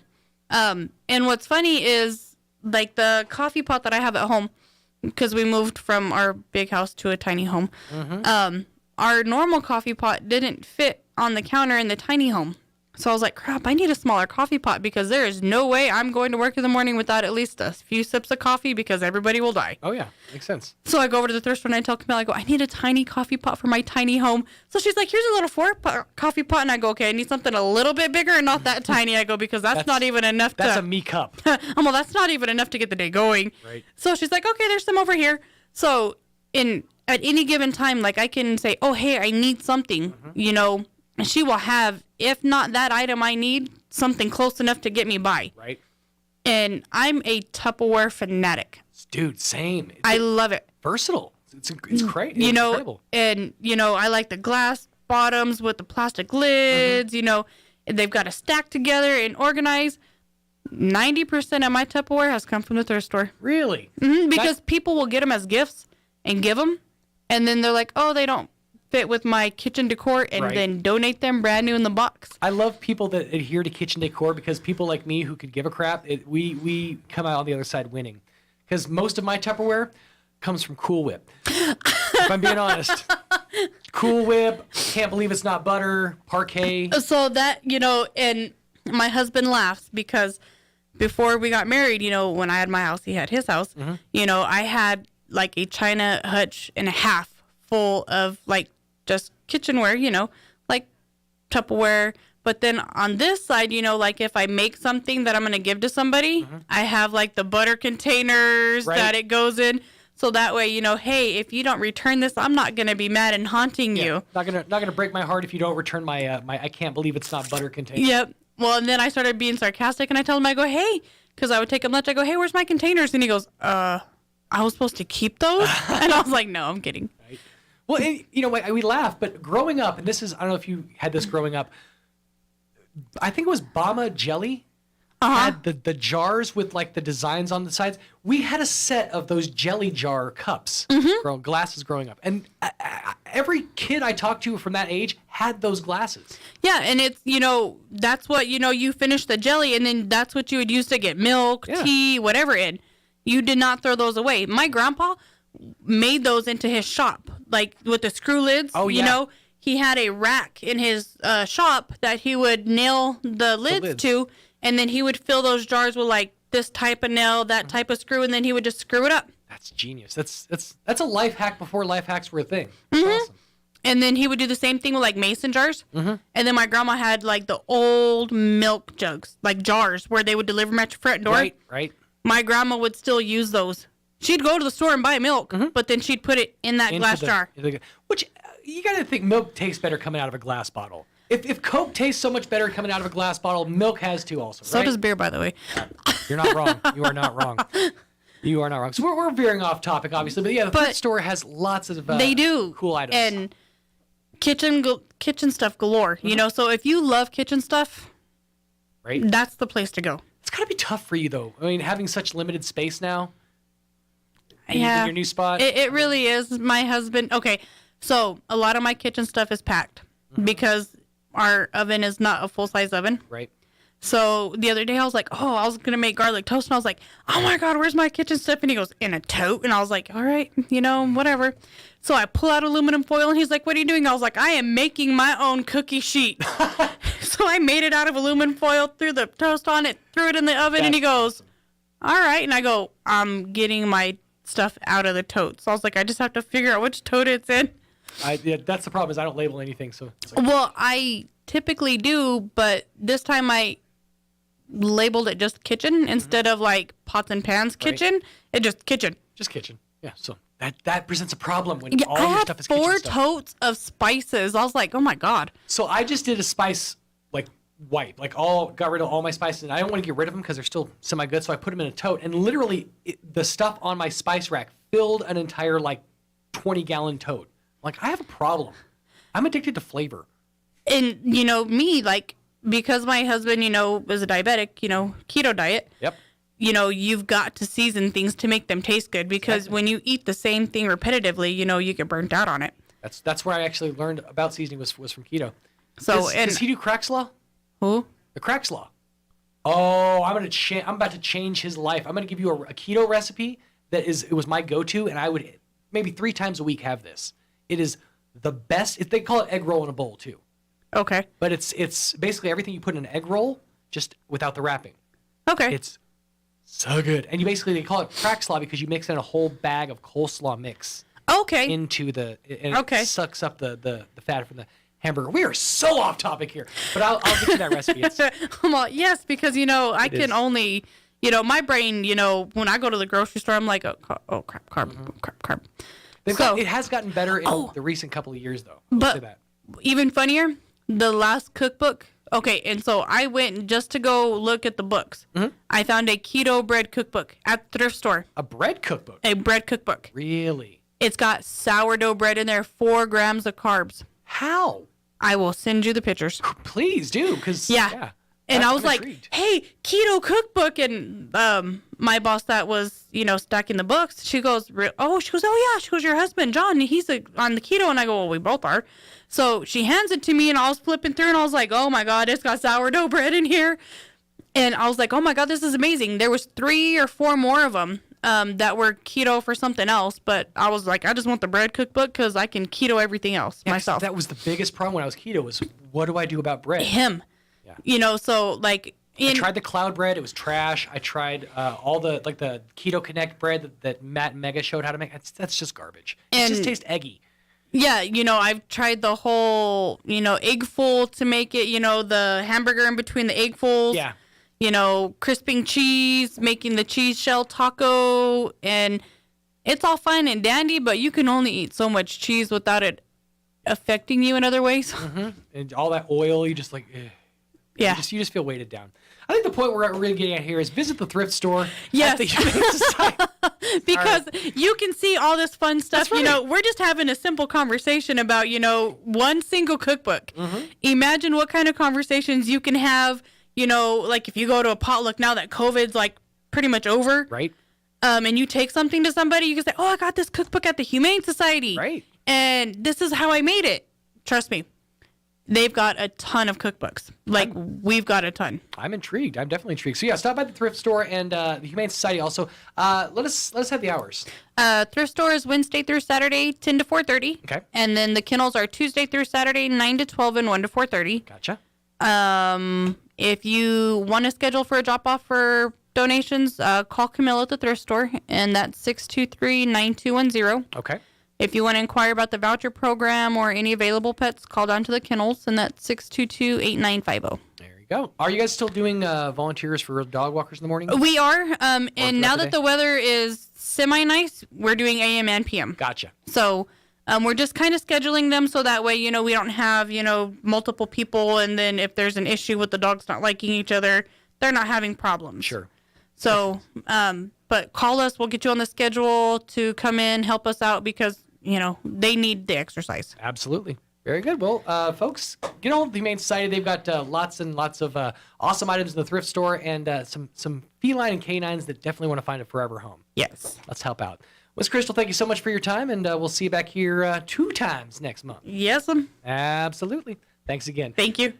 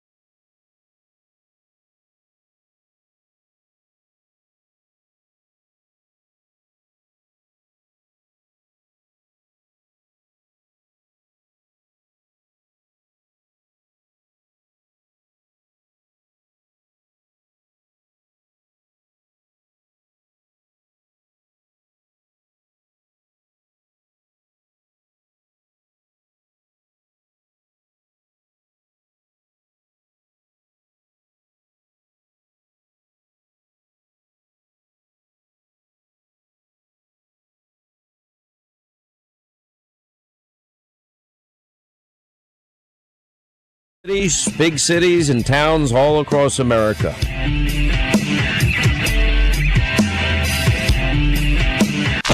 Check out the Sean Hannity radio show later today, right here.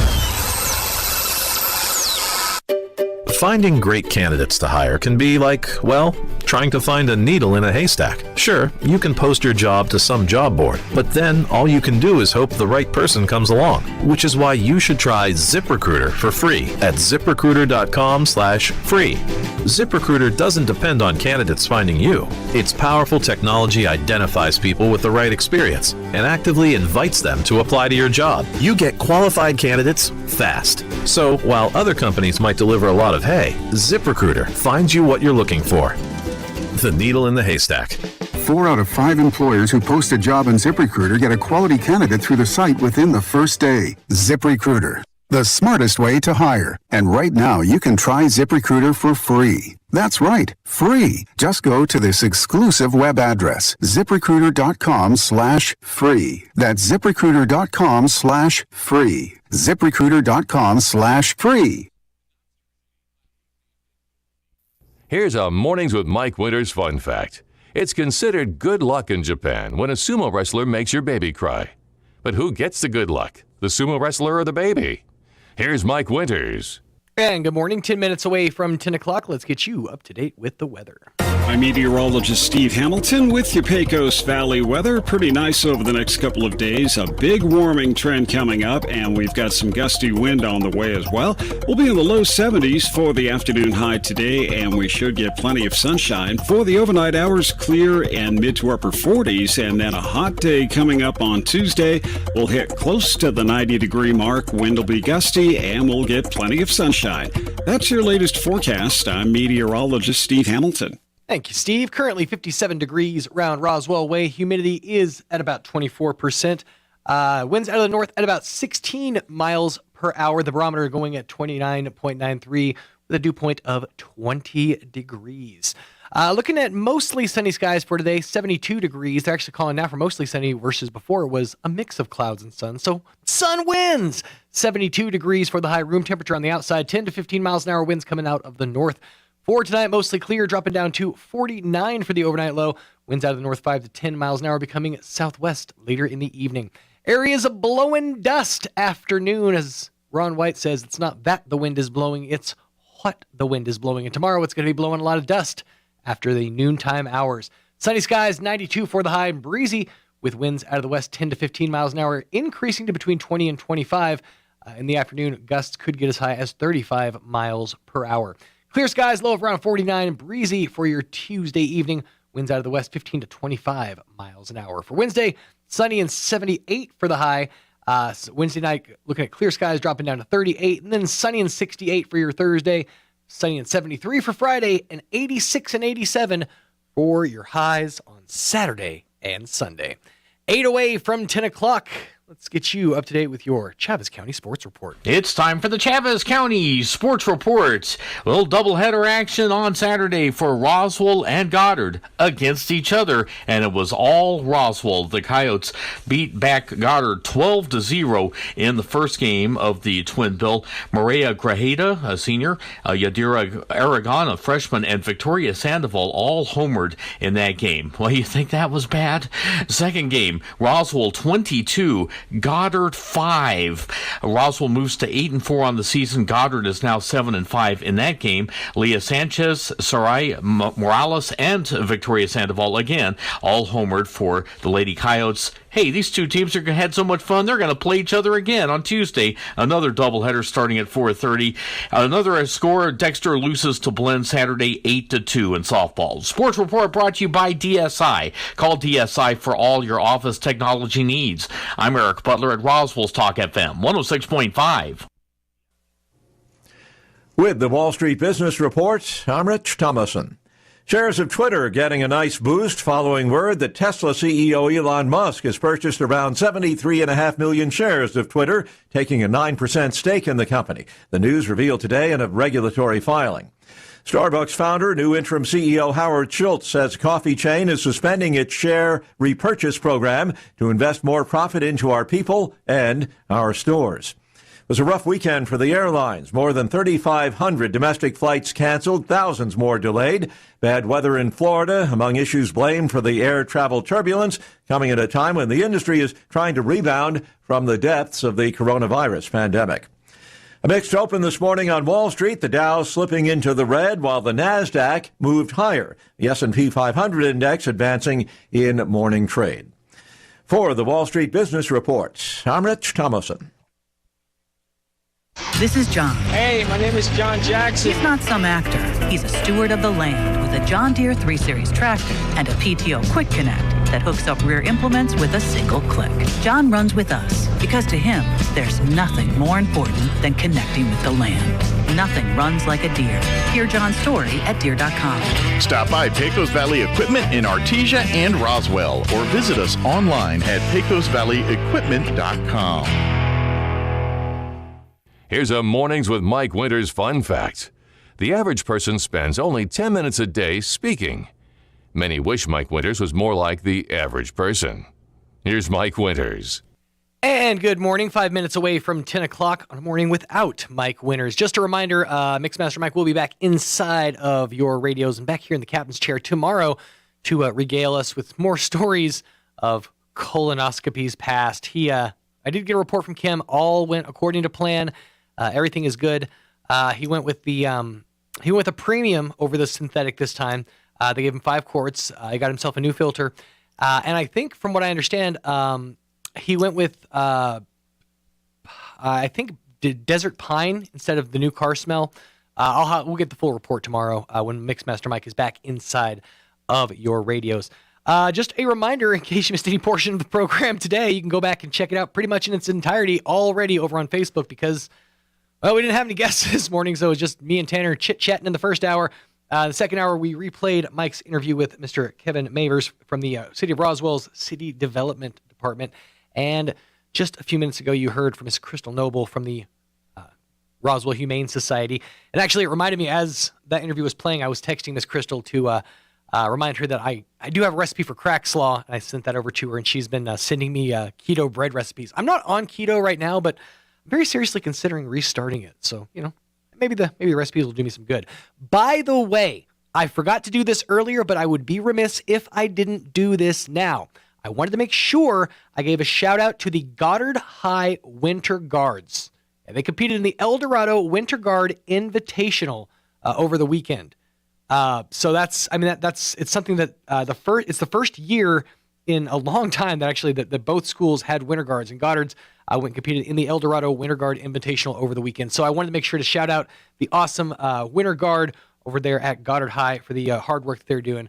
Mrs. Bain from Berindo Middle, the band director over there, wanted to make sure that I gave that shout out to the hard-working kiddos on the Winter Guard. So shout out done. Now, Mrs. Bain, it's the ball's in your court. I've got to square that chocolate. I just don't know if I'm completely ready for you to hate myself and our entire radio organization for the rest of your life. But hey, if you're willing to take the plunge, it's here waiting for you.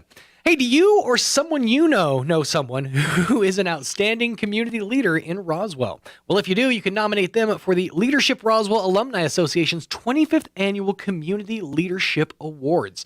Now, for information and nominating forms, you can head over to the Facebook page of the Leadership Roswell Alumni Association. You can also get that information, those nominating forms, over at the Chamber of Commerce or at the Historical Society for Southeastern New Mexico Museum, both of those over on West 2nd. The museum on 2nd and Lee across from Allsup's, and of course the Chamber of Commerce right there kind of across the parking lot from the Subway / Verizon over here on West 2nd and Main Street, just a little off of Main. Can't miss the place. The award categories include the Lifetime Achievement Award, the Outstanding Leader Award, the Award for Commitment to Youth, and the Leadership Roswell Alumni Award. Criteria for each category is listed in the nomination forms, and those forms are going to be accepted now through April 15th. So you got more time to get those nominations in, but time is running out. So nominate somebody who is a fantastic leader in our area for the 25th Annual Community Leadership Awards through the Leadership Roswell Alumni Association. If you want more information, you can always email condor@dfn.com. That's CONDOR @dfn.com. Remember, you have until April 15th to get those nominees in for the 25th Annual Community Leadership Awards. April 15th is the deadline to get those nominations in if you want to nominate a leader in our area. Big thank you to each and every one of you out there in the land of 106.5 Roswell's Talk FM for spending your mornings with us. Again, if you missed any portion of any program, you can always go back and just click on the Mornings with Mike Winters tab over on ksvptv.com. You can also find all of the need to know info over on our Facebook page as well. Give that a follow and a like for all the need to know info that's aggregated to you as we get it to us. Just head over to Facebook, search for 106.5 Roswell's Talk FM. We'll be back with you tomorrow morning with Mike Winters in the captain's chair. Got Travis and Sexton coming at you next on 106.5 Roswell's Talk FM. Till next time, be seeing you. No static at all. Your new home for talk radio.